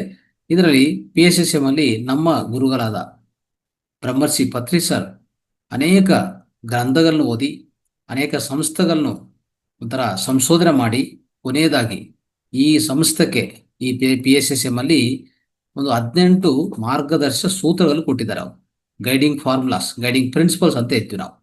ಈ ಪ್ರಿನ್ಸಿಪಲ್ಸ್ ಹೇಗಿರ್ತವೆ ಅಂದ್ರೆ ಈಗಾಗಲೇ ಹೇಳಿದೆ, ಬ್ರಹ್ಮ ಸೂತ್ರಗಳು ಹೇಗಿರ್ತದೋ ಆ ರೀತಿಯಲ್ಲಿ ಇರ್ತದೆ. ಈ ಪ್ರಿನ್ಸಿಪಲ್ಸ್ ಅನ್ನು, ಈ ಮಾರ್ಗದ ಸೂತ್ರಗಳನ್ನು ಪಾಲನೆ ಮಾಡಿದ್ರೆ ನೀವು ಯಾವುದೇ ಇನ್ನೊಂದು ಗ್ರಂಥ ಓದೋ ಬೇಕಾಗಿಲ್ಲ, ಇನ್ನೊಂದು ಮಾಸ್ಟರ್ ಹತ್ರ ಹೋಗಿ ನೀವು ಕೇಳೋದು ಬೇಕಾಗಿಲ್ಲ. You will become a master. ಅಷ್ಟೇ ಸರ್ ಹೇಳಿದ್ದು. ಅಂದ್ರೆ ಈ 18 ಸೂತ್ರಗಳಲ್ಲಿ ಯಾರು ಸರಿಯಾದ ರೀತಿಯಲ್ಲಿ ಪಾಲನೆ ಮಾಡ್ತಾರೋ, ಅರ್ಥ ಮಾಡ್ಕೊಂತಾರೋ ಅವರೇ ಒಂದು ಮಾಸ್ಟರ್ ಆಗ್ತಾರೆ ಅಂತ ಹೇಳಿದ್ದಾರೆ. ಇದು ಮಾತ್ರ ಸತ್ಯ. ಇಷ್ಟೇ, ಅದರಲ್ಲಿ ಏನು ಬೇರೆ ದೊಡ್ಡ ಅಂದ್ರೆ ಒಂಥರ ಸಬ್ಜೆಕ್ಟು ಅಲ್ಲ, ಇದನ್ನು ಕಷ್ಟಪಟ್ಟು ನಾವು ಅರ್ಥ ಮಾಡ್ಕೊಂಡ ವಿಷಯನೂ ಅಲ್ಲ. ಅತಿ ಸುಲಭವಾದ ಸರಳವಾದ ರೀತಿಯಲ್ಲಿ ನಮಗೆ ಹೇಳ್ಕೊಟ್ಟಿದ್ದಾರೆ ಈ 18 ಸೂತ್ರಗಳು. ಸೊ ನಾವು ಯಾವ ಸೂತ್ರಗಳಿವು ಅಂದ್ರೆ, ಈಗ ಭಗವದ್ಗೀತಾ ನಾವು ಓದ್ತೀವಿ, ಅದರಿಂದ ಎಷ್ಟೋ ಜ್ಞಾನ ಪಡಿತೀವಿ ನಾವು. ನಮ್ಮ ದೈನಂದಿನ ಜೀವನವನ್ನು ಯಾವ ರೀತಿಯಲ್ಲಿ ನಡೆಸ್ಕೋಬೇಕು ನಾವು ಯಾವ ರೀತಿಯಲ್ಲಿ. ಸೊ ಕುಟುಂಬ ಧರ್ಮ ಆಗಲಿ, ಆದರೆ ಶರೀರ ಧರ್ಮ, ಕುಟುಂಬ ಧರ್ಮ, ಸಂಘ ಧರ್ಮ, ಸಮಾಜ ಧರ್ಮ, ಈ ರೀತಿಯಲ್ಲಿ ಸೊ ಎಷ್ಟೋ ಧರ್ಮಗಳು ನಾವು ಪಾಲನೆ ಮಾಡ್ತಾ ಇರ್ತೀವಿ. ಅದರಿಂದ ನಮಗೆ ಈ 4 ಜ್ಞಾನಗಳು, ಕರ್ಮಯೋಗ, ಭಕ್ತಿ ಯೋಗ, ಜ್ಞಾನ ಯೋಗ, ರಾಜಯೋಗ, ಇವೆಲ್ಲ ನಾವು ತಿಳ್ಕೊಂಡಿದ್ವಿ. ಅದೇ ರೀತಿಯಲ್ಲಿ ಸರ್ ಏನ್ ಮಾಡಿದ್ರು, ಇದು ಎಲ್ಲರೂ ಓದೋಕೆ ಕಷ್ಟ ಆಗತ್ತೆ. ಭಗವದ್ಗೀತೆ ಎಲ್ಲರೂ ಓದಿ ಎಲ್ಲರೂ ಅರ್ಥ ಮಾಡ್ಕೊಂಡೋಕೆ ಆಗೋದಿಲ್ಲ. ಅದೇ ರೀತಿಯಲ್ಲಿ ಆದಿಶಂಕರಾಚಾರ್ಯ ಅನೇಕ ಗ್ರಂಥಗಳಿದೆ, ಅನೇಕ ಅದ್ಭುತವಾದ ಜ್ಞಾನ ಹೇಳ್ಕೊಟ್ಟಿದ್ದಾರೆ. ಆ ರೀತಿಯಲ್ಲಿ ನೋಡ್ತಾ ಹೋದ್ರೆ ವಿಧ ವಿಧ ಸಂಸ್ಥೆಗಳು, ವಿಧ ವಿಧ ಗುರುಗಳು, ಸೊ ಅವ್ರು ಕೊಟ್ಟಿರುವಂತಹ ಜ್ಞಾನ ಮಾಹಿತಿ ನೋಡಿದ್ರೆ ಒಂಥರ ಅಗಾಧವಾಗಿ, ಒಂಥರ ಹೇಳ್ಬೇಕಂದ್ರೆ ಅಮೋಘವಾಗಿದೆ. ಸೊ ಅದನ್ನು ಎಲ್ಲ ಜೋಡಿಸಿ ಅರ್ಥ ಮಾಡಿಕೊಂಡು ಒಂದು ಸರಳವಾದ ರೀತಿಯಲ್ಲಿ ಸೂತ್ರಗಳು ಕೊಟ್ಟಿದ್ದಾರೆ. ಇದು ಪಾಲನೆ ಮಾಡಿ ನಿಮ್ಗೆ ಯಾವುದೇ ಯಾರಿಂದನೂ ಸಹಾಯ ಬೇಕಾಗಿಲ್ಲ. You don't need to beg anybody. You will be standing as a individual master. ಅರ್ಥ ಆಯ್ತಾ? ಈಗ ನೋಡೋಣ ಈ ಸೂತ್ರಗಳು ಏವಿದೆ ಅಂತ, ಯಾವ ಸೂತ್ರಗಳಿದೆ ಅಂತ ಸ್ವಲ್ಪ ಸಂಕ್ಷಿಪ್ತವಾಗಿ ನೋಡ್ತಾ ಹೋಗೋಣ. ಯಾಕಂದ್ರೆ ವಿವರವಾಗಿ ವಿಪುಲವಾಗಿ ನೋಡ್ಬೇಕಂದ್ರೆ ಇದು 1 ಗಂಟೆನೂ ಸಾಕಾಗಲ್ಲ. ಅದಕ್ಕೆ ಒಂದು ಸಂಕ್ಷಿಪ್ತವಾಗಿ ಒಂದು ಹೇಳ್ಬೇಕಂದ್ರೆ ಶಾರ್ಟ್ ಆಗಿ ನೋಡ್ಕೊಂತ ಹೋಗೋಣ. ಮೊದಲನೇ ಸೂತ್ರ ಏನ್ ಹೇಳ್ತದೆ ಅಂದ್ರೆ, ನಮ್ಗೆಲ್ಲರಿಗೂ ಗೊತ್ತಿರೋ ವಿಷಯ, ಪ್ರತಿದಿನ ಸರಿಯಾದ ಸಮಯದಲ್ಲಿ, ಸರಿಯಾದ ಪದ್ಧತಿಯಲ್ಲಿ, ಸರಿಯಾದ ಧ್ಯಾನ ಮಾಡಿ ಅಂತ ಅಷ್ಟೇ. Right meditation at right place and write time. Okay, so ಆ ರೀತಿಯಲ್ಲಿ ಅಂದ್ರೆ ಈ ಧ್ಯಾನ, ಏನ್ ಧ್ಯಾನ ಮಾಡಬೇಕು? ಸರಿಯಾದ ಧ್ಯಾನ ಅಂದ್ರೆ, ಸರಿಯಾದ ಧ್ಯಾನವೇ ಆನಾಪಾನಸತಿ ಧ್ಯಾನ. ನಾವು ನಿತ್ಯ ಮಾಡ್ತಾ ಇರ್ತೀವಲ್ಲ, ಉಸಿರಾಟವನ್ನು ಗಮನಿಸೋದು, ಸಹಜವಾದ ಸರಳವಾದ ಉಸಿರಾಟವನ್ನು ಗಮನಿಸಿ ಅಂತ ಹೇಳ್ತೀವಿ. ಅದಕ್ಕೇನು ಬೇಕು? ಸರಿಯಾದ ಧ್ಯಾನ, ಸರಿಯಾದ ಪದ್ಧತಿ ಅಂದರೆ ನಾವು ಸ್ಥಿರ ಸುಖ ಆಸನ ಹಾಕೋಬೇಕಾಗತ್ತೆ. ಸ್ಥಿರ ಸುಖ ಆಸನ, ಸುಖಮಯ ಪ್ರಾಣಾಯಾಮ, ಈ ಎರಡು ಜೋಡಿಸ್ಕೊಂಡಿದ್ರೆ ಅದೇ ಸರಿಯಾದ ಧ್ಯಾನ ಅಷ್ಟೇ. ಸೊ ಇದನ್ನು ನಾವು ಆನಾಪಾನಸತಿ ಧ್ಯಾನ, ಅತಿ ಸುಲಭವಾದ ಸರಳವಾದ ಧ್ಯಾನವನ್ನು ಪ್ರತಿದಿನ ಅಳವಡಿಸ್ಕೋಬೇಕು. ಪ್ರತಿದಿನ ಅಳವಡಿಸ್ಕೊಂಡು ಸೊ ಕ್ರಮಬದ್ಧವಾಗಿ ಪ್ರತಿನಿತ್ಯ ಮಾಡಬೇಕು. ಅದು ಇಂಪಾರ್ಟೆಂಟ್ ಆಗುತ್ತೆ. ಓಕೆ, ಒಂದು ದಿವಸ ಮಾಡ್ತೀನಿ, ಇನ್ನೊಂದು 10 ದಿವಸ ಮಾಡಲ್ಲ, ಮತ್ತೆ ಇನ್ನೊಂದು ದಿವಸ ಮಾಡ್ತೀನಿ, ಇನ್ನೊಂದು ವಾರ ಮಾಡ್ತೀನಿ, ಇನ್ನೊಂದು 2 ದಿವಸ ಮಾಡ್ತೀನಿ, ಮತ್ತೆ ಮಾಡೋಕ್ಕಾಗಲ್ಲ. No no no, you have to practise. You must practise every day. ನೀವು ಊಟ ಮಾಡ್ತೀರಾ? ಊಟ ಮಾಡಲೇಬೇಕಲ್ಲ ಪ್ರತಿದಿನ. ಅದೇ ರೀತಿಯಲ್ಲಿ ಸೊ ಊಟ ಮಾಡಲೇಬೇಕಂತ ಯಾವ ರೀತಿಯಲ್ಲಿ ಅನ್ಕೊಂತೀವೋ ಧ್ಯಾನ ಮಾಡಲೇಬೇಕು ಪ್ರತಿ ದಿವಸ, ಅಷ್ಟೇ ಕಡ್ಡಾಯ. ಸೊ ಇದನ್ನು ನೆನ್ಪಿಟ್ಕೊಳ್ಳಿ. ಇಲ್ಲಿ ಯಾವುದೇ ಕಠಿಣವಾದ ಒಂದರ ಥರ ಹಠಾಸನ ಅಂತ ಹೇಳ್ತಾರ, ಹಠಾಸನ ಅಂತ ಹೇಳ್ತಾರಲ್ಲ, ಕಠಿಣವಾದ ಆಸನ ಇಲ್ಲ, ಕಠಿಣವಾದ ಪ್ರಾಣಾಯಾಮಗಳು ಇಲ್ಲ. ಆದರೆ ಧ್ಯಾನಕ್ಕೆ ಮುಂಚೆ ನಿಮಗೆ ಉಪಯುಕ್ತವಾಗುವಂಥ ವಿಷಯಗಳೇನಪ್ಪ ಅಂತಂದರೆ, ಉಪಯುಕ್ತವಾಗಿರುವಂಥದ್ದು ಏನಂತಂದರೆ, ಶರೀರದಲ್ಲಿ ಏನಾದರೂ ಒತ್ತಡ ಇದ್ದರೆ ಅದನ್ನು ಹೋಗಲಾಡ್ಸೋಕ್ಕೆ, ಶರೀರಕ್ಕೆ ಒಂಥರ ಮೂಮೆಂಟ್ ಕೊಡೋಕ್ಕೆ, ಪರಿಶ್ರಮ ಕೊಡೋಕ್ಕೆ, ಅದರಲ್ಲಿರುವಂಥ ಟಾಕ್ಸಿನ್ಸನ್ನು ಆಚೆ ಕಡೆ ಕಳ್ಸೋಕ್ಕೆ, ಸೊ ಶರೀರವನ್ನು ಶುದ್ಧಿಯಾಗಿ ಇಟ್ಕೊಳ್ಳೋಕ್ಕೆ, ಸೊ ಶರೀರದಲ್ಲಿರುವಂಥ ನಾಡಿಗಳನ್ನು ಲೂಸ್ ಮಾಡೋಕ್ಕೆ. ಸೊ ಇದೆಲ್ಲದಕ್ಕೋಸ್ಕರ ಏನು ಮಾಡ್ತೀವಿ ಅಂದರೆ ಯೋಗಾಸನಗಳು ಅಳವಡಿಸ್ಕೊತೀವಿ. ಅರ್ಥ ಆಯ್ತಾ? ಯೋಗಾಸನಗಳು ಮಾಡಿಕೊಂಡು ತದನಂತರ ಒಂದು ಪ್ರಾಣಾಯಾಮ. ಯಾವ ಪ್ರಾಣಾಯಾಮ? ಒಂದು 4-5 ಪ್ರಾಣಾಯಾಮಗಳಿದೆ. ಅಟ್ಲೀಸ್ಟ್ ಅನುಲೋಮ ವಿಲೋಮ ಒಂದು 20 ರೌಂಡ್ಸು ಅನುಲೋಮ ವಿಲೋಮ ಮಾಡಿಕೊಂಡು ತದನಂತರ ನೀವು ಧ್ಯಾನ ಮಾಡಿ ನೋಡಿ ಹೆಂಗಿರ್ತದೋ ಆ ಧ್ಯಾನ. ಅದಕ್ಕೆ ನಾನು ಹೇಳಿದಿಲ್ಲ, ಈಗಾಗಲೇ ಹೇಳಿದೆ, ಈ ಎರಡು ಉಪಯುಕ್ತವಾಗಿರುತ್ತೆ, ಆದರೆ ಮ್ಯಾಂಡೇಟ್ರಿ ಅಲ್ಲ. ಅಂದರೆ ನಾನು ಕಡ್ಡಾಯ ಅಂತ ಹೇಳ್ತಾ ಇಲ್ಲ. ಯಾವುದು ಯೋಗಾಸನ ಕಡ್ಡಾಯ, ಪ್ರಾಣಾಯಾಮ ಕಡ್ಡಾಯ, ಅವಾಗಲೇ ಅದಾದಮೇಲೆ ನೀವು ಧ್ಯಾನ ಮಾಡಿ ಅಂತ ನಾನು ಹೇಳ್ತಾ ಇಲ್ಲ. ಧ್ಯಾನ ಯಾವಾಗಲೂ ಎನಿವೇರ್, ಅದು ಹೇಳ್ತೀವಲ್ಲ ATM, anywhere, any time, any place. Okay, ATP ಅಂತ ಹೇಳ್ತೀವಿ. ನೀವು ಎಲ್ಲಿ ಬೇಕಂದ್ರೆ ಮಾಡಿ, ಯಾವಾಗ ಬೇಕಂದ್ರೆ ಮಾಡಿ, ಯಾವ ಸಮಯದಲ್ಲಿ ಬೇಕಂದ್ರೆ ಮಾಡಿ. ಧ್ಯಾನಕ್ಕೂ ಯಾವುದೇ ಪರಿಮಿತಿಗಳು ಇಲ್ಲ. ಅರ್ಥ ಆಯ್ತಲ್ಲ? ಸೊ ಆ ರೀತಿಯಲ್ಲಿ ಮಾಡ್ಕೊಳ್ಳಿ. ಸೊ ಈ ರೀತಿಯಲ್ಲಿ ಮಾಡ್ಕೊಂಡ್ರೆ ಇದು ಸರಿಯಾದ ಧ್ಯಾನ ಆಗುತ್ತೆ. ಇದು ನಂಬರ್ 1 ಪಾಯಿಂಟ್. ಸೆಕೆಂಡ್ ಪಾಯಿಂಟ್ ಏನು? ಸರಿಯಾದ ಪುಸ್ತಕಗಳು ಓದಿ. ಸರಿಯಾದ ಆಧ್ಯಾತ್ಮಿಕ ಪುಸ್ತಕಗಳು ಓದಿ. ಸರಿಯಾದ ಪುಸ್ತಕಗಳಂದ್ರೆ ನೀವು ಅರ್ಥ ಮಾಡ್ಕೋಬೇಕು. ಯಾವುದೋ ನಾನು ಹೋಗಿ ಒಂದು ಲೈಬ್ರರಿ ಕೂತ್ಕೊಂಡು ಪೊಲಿಟಿಕಲ್ ಬುಕ್ಸ್ ಓದ್ತೀನಿ, ಇಲ್ಲ ಯಾವುದೋ ಯಾವುದೋ ಹಿಂದಿನ ಕಾಲದ್ದು ಚರಿತ್ರೆ ಓದ್ತೀನಿ, ಅದು ಓದ್ತೀನಿ ಅಂದರೆ ಅವೆಲ್ಲ ಮತ್ತೆ ಮಾಹಿತಿ, ಅದು ಗೊಂದಲೆ ಅಷ್ಟೇ. ನಿಮ್ಮ ಮೆದುಳು ಒಳಗಡೆ ಹಾಕೋಣಂತ ಒಂದು ಡಸ್ಟ್ಬಿನ್ ಥರ ಆಗುತ್ತೆ. ಅದು ಹೆಚ್ಚಾಗಿ ಹಾಕೊಂಡು ಈಗಾಗಲೇ ನಾವು ಓದ್ತಾ ಬಂದೀವಿ. ನಾವು ಅಂದರೆ ಒಂಥರ ಹೇಳ್ಬೇಕಂದ್ರೆ ಸಣ್ಣ ವಯಸ್ಸಿಂದ ನಮಗೆಲ್ಲ ಹೇಳ್ಕೊಡ್ತಾ ಪಾಠಗಳೇನು? ಚರಿತ್ರೆ, ಅಂದರೆ ಒಂಥರ ಭೌತಿಕ ಶಾಸ್ತ್ರ, ರಸಾಯನಶಾಸ್ತ್ರ, ಸೋಷಿಯಲ್ ಸೈನ್ಸಸ್ಸು ಅಲ್ವಾ? ಸೊ ಜಿಯೋಗ್ರಫಿ, ಇವೆಲ್ಲ ಹೇಳ್ಕೊಟ್ಟು ಒಂದು ಜೀವನದ ಬಗ್ಗೆ ಒಂದು ಮಾಹಿತಿ ಇಲ್ಲ. ನಮ್ಮ ಜೀವನ ಶಾಸ್ತ್ರ ಒಂದು ಮಾಹಿತಿ ಇಲ್ಲ. ನೋಡಿದ್ರ ಇದರ ಏನಕ್ಕೆ ಯೂಸ್ ಆಯಿತು? ಕೊನೆಯದಾಗಿ ಅವೆಲ್ಲ ಓದಿದ್ವಿ, ಹೋಗಿ ಮತ್ತೆ ಆ ಬುಕ್ಕಲ್ಲಿ ಓದಿದೆಲ್ಲ ತಗೊಂಡೋಗಿ ಪರೀಕ್ಷೆಯಲ್ಲಿ ವಾಮಿಟಿಂಗ್ ಮಾಡಿದ್ವಿ ಅಷ್ಟೇ. ಇಷ್ಟೇ ಆಗಿದೆ. ಪರೀಕ್ಷಾ ಪತ್ರ ಸಿಕ್ತು, ಒಂದು ಸರ್ಟಿಫಿಕೇಟ್ ಸಿಕ್ತು. ನಾನೇನು ಡಿಗ್ರಿ ಓದಿದ್ದೀನಿ, ನಾನು MCOM ಓದಿದ್ದೀನಿ, ಇಲ್ಲಾಂದರೆ MPhil ಓದಿದ್ದೀನಿ, MTech ಓದಿದ್ದೀನಿ. ಆದರೆ ಈಗ ರೋಗಗಳು BP, ಶುಗರು ಎಲ್ಲ ಬಂತು, ಹಾಸ್ಪಿಟ್ಲಿಗೆ ಹೋಗ್ತಾ ಇದ್ದೀನಿ. ಇಷ್ಟೇ ಆಗಿರೋದು. ಓದಿದ್ದು ಎಷ್ಟು ಓದಿದ್ದೀನಿ? PhD ಓದಿದ್ದೀನಿ, ಆದರೆ ಕ್ಯಾನ್ಸರ್. PhD ಓದಿದ್ದೀನಿ, ಆದರೆ ಈಗ BP, ಶುಗರ್ ಬಂದೆ. ದಿನ 2 ಟ್ಯಾಬ್ಲೆಟ್ ಬೆಳಗ್ಗೆ, 2 ಟ್ಯಾಬ್ಲೆಟ್ ಸಾಯಂಕಾಲ ತಿಂತೀನಿ. ಇದು ನಮ್ಮ ಪರಿಸ್ಥಿತಿ ಅಲ್ವಾ? ಏನಕ್ಕೆ ಯೂಸ್ ಆಗಿದೆ? ಅದು ಏನು ಯೂಸ್ ಆಗಬೇಕು? ಸರಿಯಾದ ಪುಸ್ತಕ ಅಂದರೆ ಏನು? ಸರಿಯಾದ ಪುಸ್ತಕ ನಿಮ್ಮ ಜೀವನವನ್ನು ಬದಲಾವಣೆ ಮಾಡಬೇಕು, ನಿಮ್ಮನ್ನು ಸುರಕ್ಷಿತವಾಗಿ ಇಡಬೇಕಾಗತ್ತೆ, ನಿಮ್ಮ ಆಹಾರ ಕ್ರಮವನ್ನು ಹೇಳ್ಬೇಕಾಗತ್ತೆ, ನಿಮ್ಮ ಆರೋಗ್ಯ ಶೈಲಿನ ಟೀಚ್ ಮಾಡಬೇಕಾಗತ್ತೆ, ನಿಮ್ಮ ಆಲೋಚನಾ ವಿಧಾನ ಸಕ್ರಮ ಮಾಡಬೇಕಾಗತ್ತೆ, ಅಕ್ರಮದಿಂದ ಸಕ್ರಮ ತಗೊಂಡು ಬರಬೇಕಾಗತ್ತೆ, ಅಂದರೆ ಬದಲಾವಣೆ ಮಾಡಬೇಕಾಗತ್ತೆ. ನಿಮ್ಮ ಆಲೋಚನವನ್ನು ನಕಾರಾತ್ಮಕದಿಂದ ಸಕಾರಾತ್ಮಕ ತಗೊಂಡು ಬರಬೇಕಾಗತ್ತೆ. ನಿಮ್ಮ ಆಲೋಚನವನ್ನು ಶೂನ್ಯ ಮಾಡುವಂಥ ಜ್ಞಾನ ಬೇಕಾಗತ್ತೆ. ಇವೆಲ್ಲ ಎಲ್ಲಿ ಸಿಗತ್ತೆ? ಇವೆಲ್ಲ ಸರಿಯಾದ ಆಧ್ಯಾತ್ಮಿಕ ಪುಸ್ತಕಗಳು. ಏನು ಸರಿಯಾದ ಆಧ್ಯಾತ್ಮಿಕ ಪುಸ್ತಕಗಳು? ಬ್ರಹ್ಮರ್ಷಿ ಪತ್ರಿಜಿ ಬರೆದಿರುವಂಥ 60 ಪುಸ್ತಕಗಳು. ಎಷ್ಟು ಕನ್ನಡದಲ್ಲಿ ಸಿಕ್ಕಿದೆ ಎಲ್ಲ ಓದಿ ದಯವಿಟ್ಟು. ಮಿಕ್ಕಿದೆಲ್ಲ ತೆಲುಗಲ್ಲಿದೆ, ನಿಧಾನವಾಗಿ ಒಂದೊಂದು ಕನ್ನಡದಲ್ಲಿ ಬರುತ್ತೆ. ಅದು ಬಿಟ್ಟರೆ ಇನ್ನೂ ಹಲವಾರು ಮಾಸ್ಟರ್ಸ್ ಇದ್ದಾರೆ. ಪತ್ರಿ ಸರ್ ಹೇಳುವಂಥ ಹಲವಾರು ಮಾಸ್ಟರ್ಸ್. ಅವ್ರು ಮೆನ್ಷನ್ ಮಾಡುವಂಥ ಮಾಸ್ಟರ್ಸ್ ಅಲ್ಲಿ ಓಶೋ ರಜನೀಶು, ಲೋಬ್ಸಾಮ್ ರ್ಯಾಂಪ, ಕಾರ್ಲೆಸ್ ಕ್ಯಾಸ್ಟಡೋನಾ, ಆಮೇಲೆ ಜೇನ್ ರಾಬರ್ಟ್ಸ್, ಅದ್ಭುತವಾದ ಸೇತ್ ವಿಸ್ಡಮ್. ಅರ್ಥ ಆಯ್ತಾ?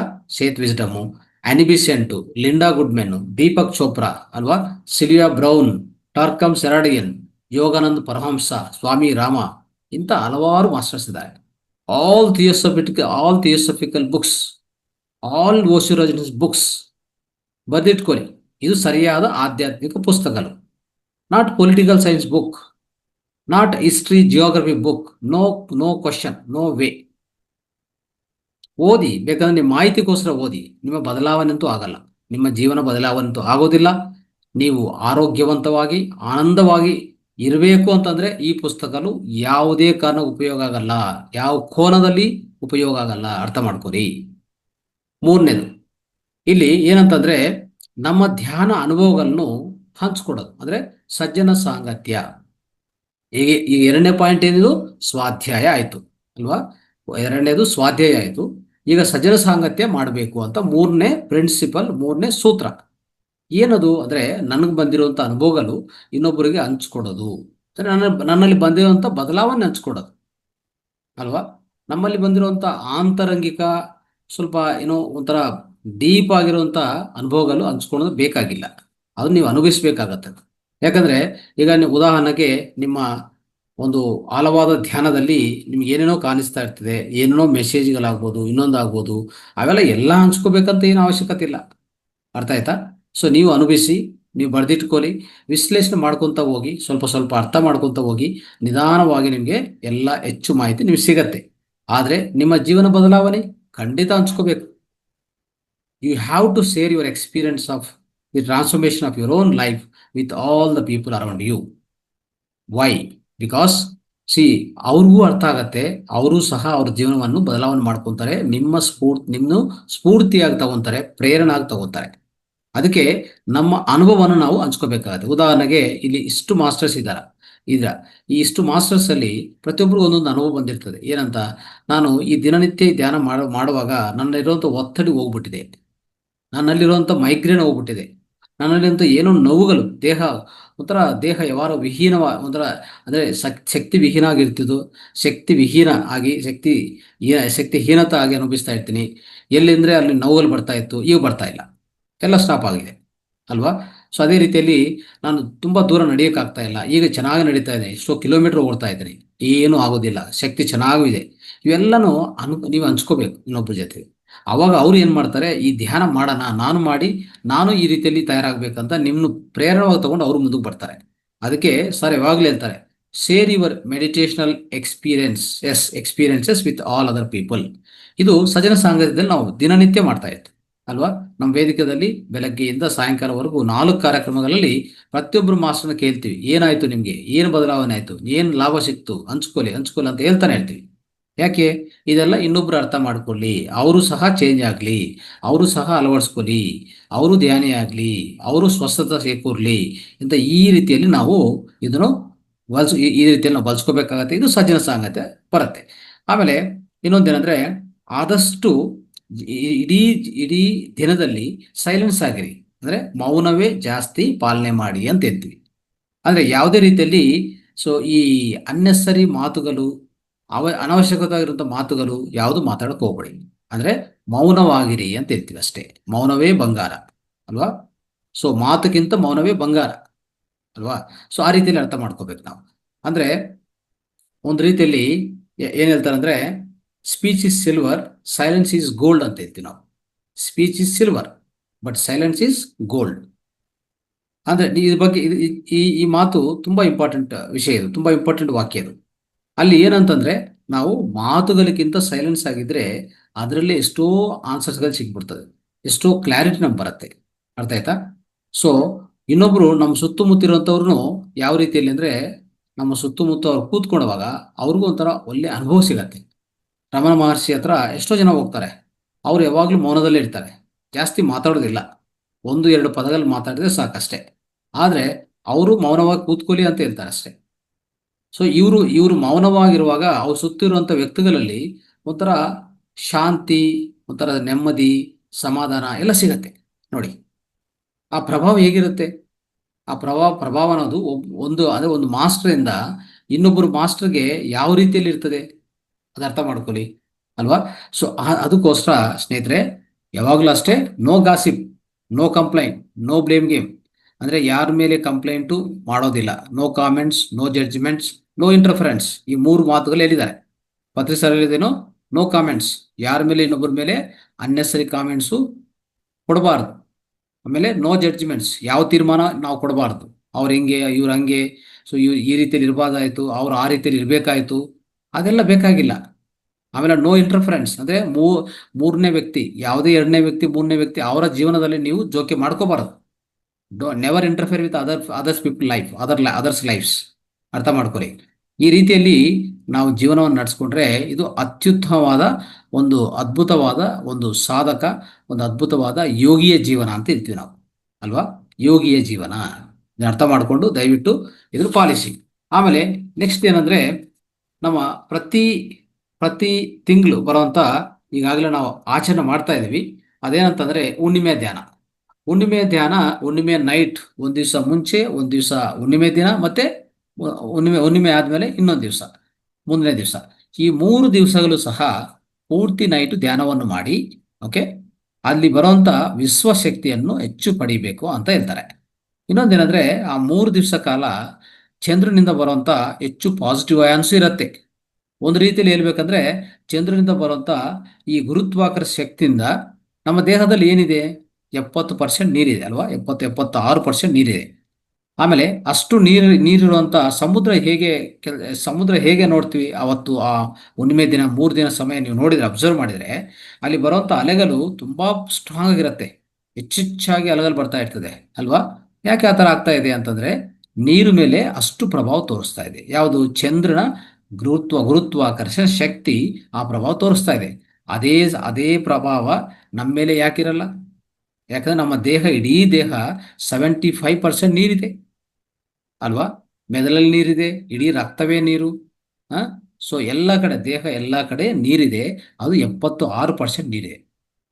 ಇದನ್ನ ಅರ್ಥ ಮಾಡ್ಕೊಂಡ್ರೆ, ಆ 3 ದಿವಸ ಕಾಲ ನಮ್ಮಲ್ಲಿ ಆ ನೀರು ಅನ್ನೋದಿದೆಯಲ್ಲ, ಅದನ್ನ ಪ್ರಕಂಪನಲ್ಲಿ ಹೆಚ್ಚಾಗಿ, ಯಾರೇ ಸ್ವಲ್ಪ ಅವರಲ್ಲಿ ನೆಗೆಟಿವಿಟಿ ಇದ್ರೆ, ನಕಾರಾತ್ಮಕ ಇದ್ರೆ ಅದು ಹೆಚ್ಚಾಗತ್ತೆ.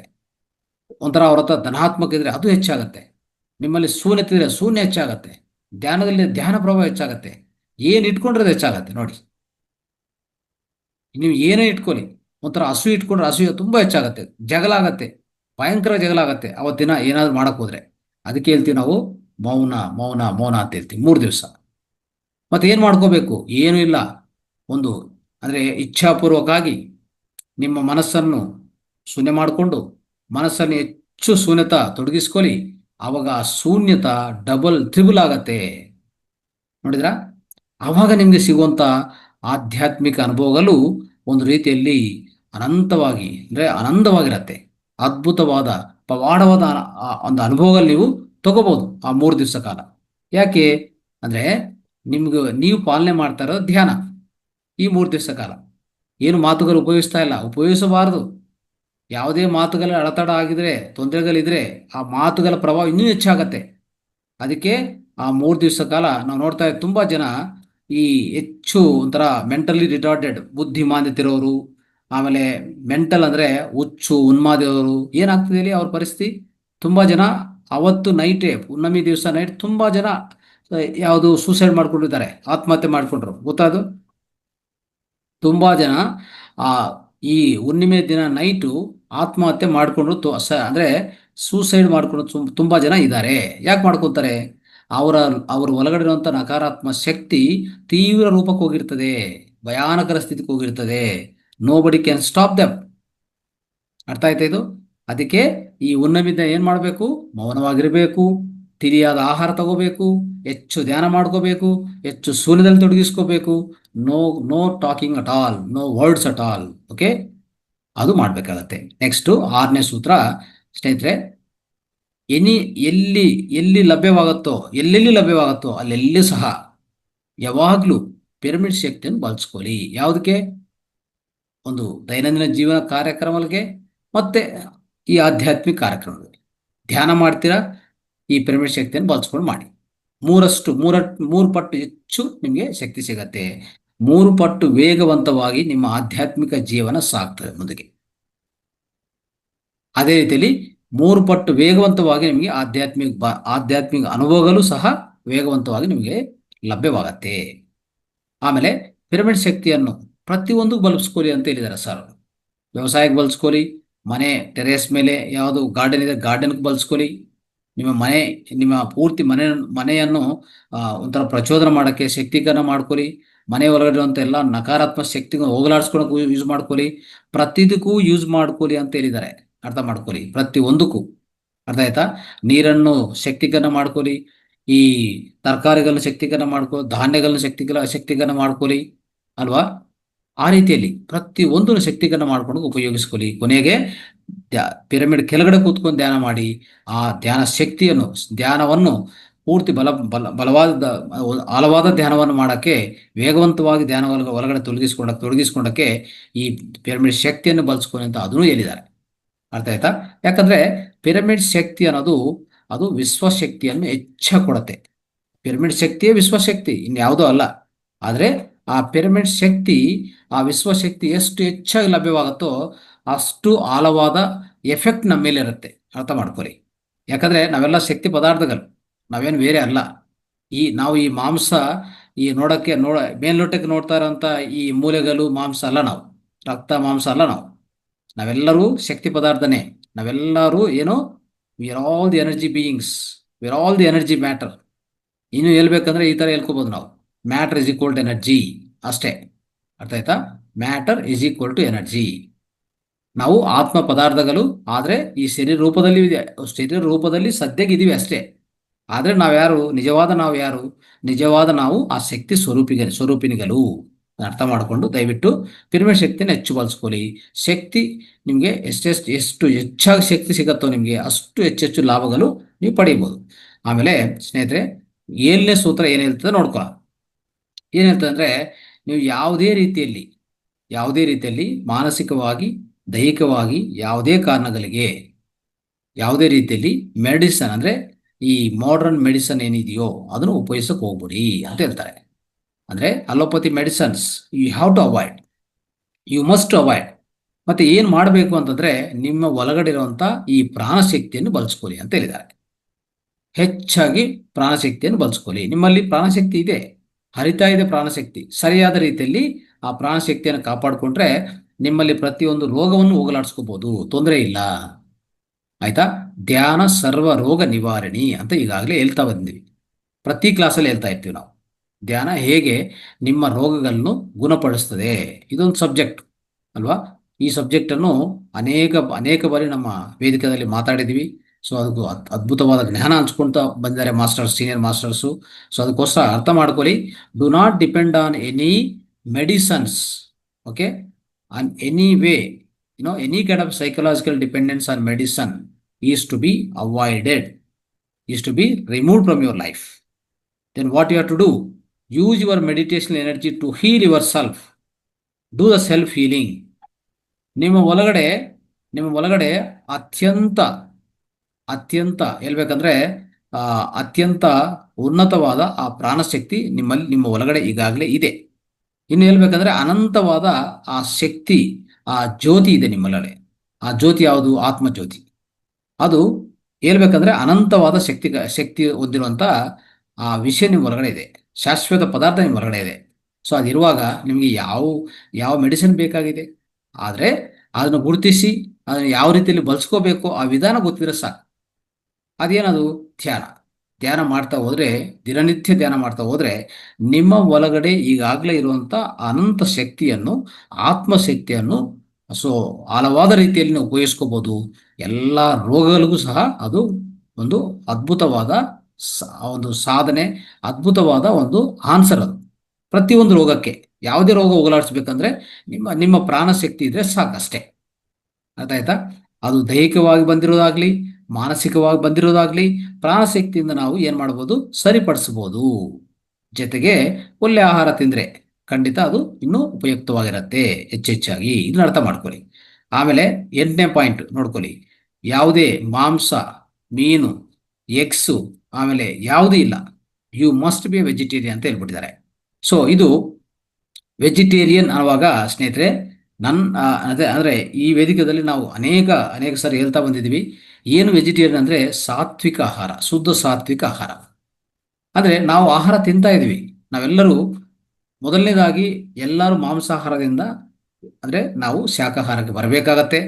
ಶಾಕಾಹಾರ ಮಾನವ ಆಹಾರ, ಶಾಕಾಹಾರ ಶುದ್ಧ ಆಹಾರ, ಶಾಕಾಹಾರದಿಂದ ಯಾವ ಸೈಡ್ ಎಫೆಕ್ಟ್ ಇರೋದಿಲ್ಲ, ಶಾಕಾಹಾರದಿಂದ ನಿಮ್ಗೆ ಯಾವ ರೋಗಗಳು ಬರೋದಿಲ್ಲ.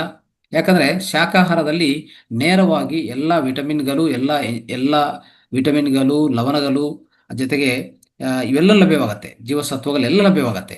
ಅವಾಗ ನಿಮಗೆ ದೇಹ ಯಾವಾಗಲೂ ಆರೋಗ್ಯವಂತವಾಗಿರುತ್ತೆ.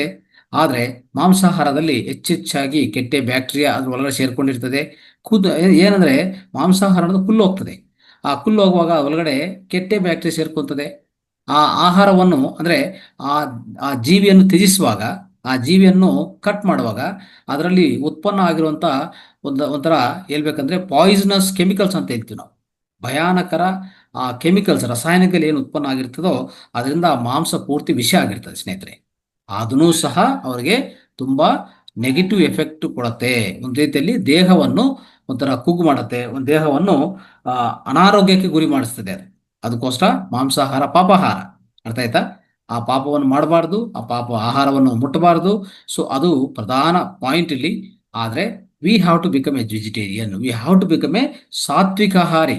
ಇಲ್ಲಿ ಇನ್ನೊಂದಿದೆ, ವೆಜಿಟೇರಿಯನ್ ಅಂದ್ರೆ ನಾವು ಪ್ರತಿ ಸರಿ ಹೇಳ್ತಾ ಇರ್ತೀವಿ, ವೆಜಿಟೇರಿಯನ್ ಅಂದ್ರೆ ನಾಟ್ ಓನ್ಲಿ ವೆಜಿಟೇರಿಯನ್, ನೀವು ತಿನ್ನೋ ಆಹಾರ ಸಸ್ಯಾಹಾರ ಆದ್ರೂ ಅದರಲ್ಲಿ ಯಾವುದೇ ಈ ಕೆಮಿಕಲ್ಸ್ ಇಲ್ಲದೆ ಆಹಾರ ತಿನ್ನಿ ಅಂತ ಹೇಳ್ತೀವಿ ನಾವು, ನೋಡ್ಕೊರಿ.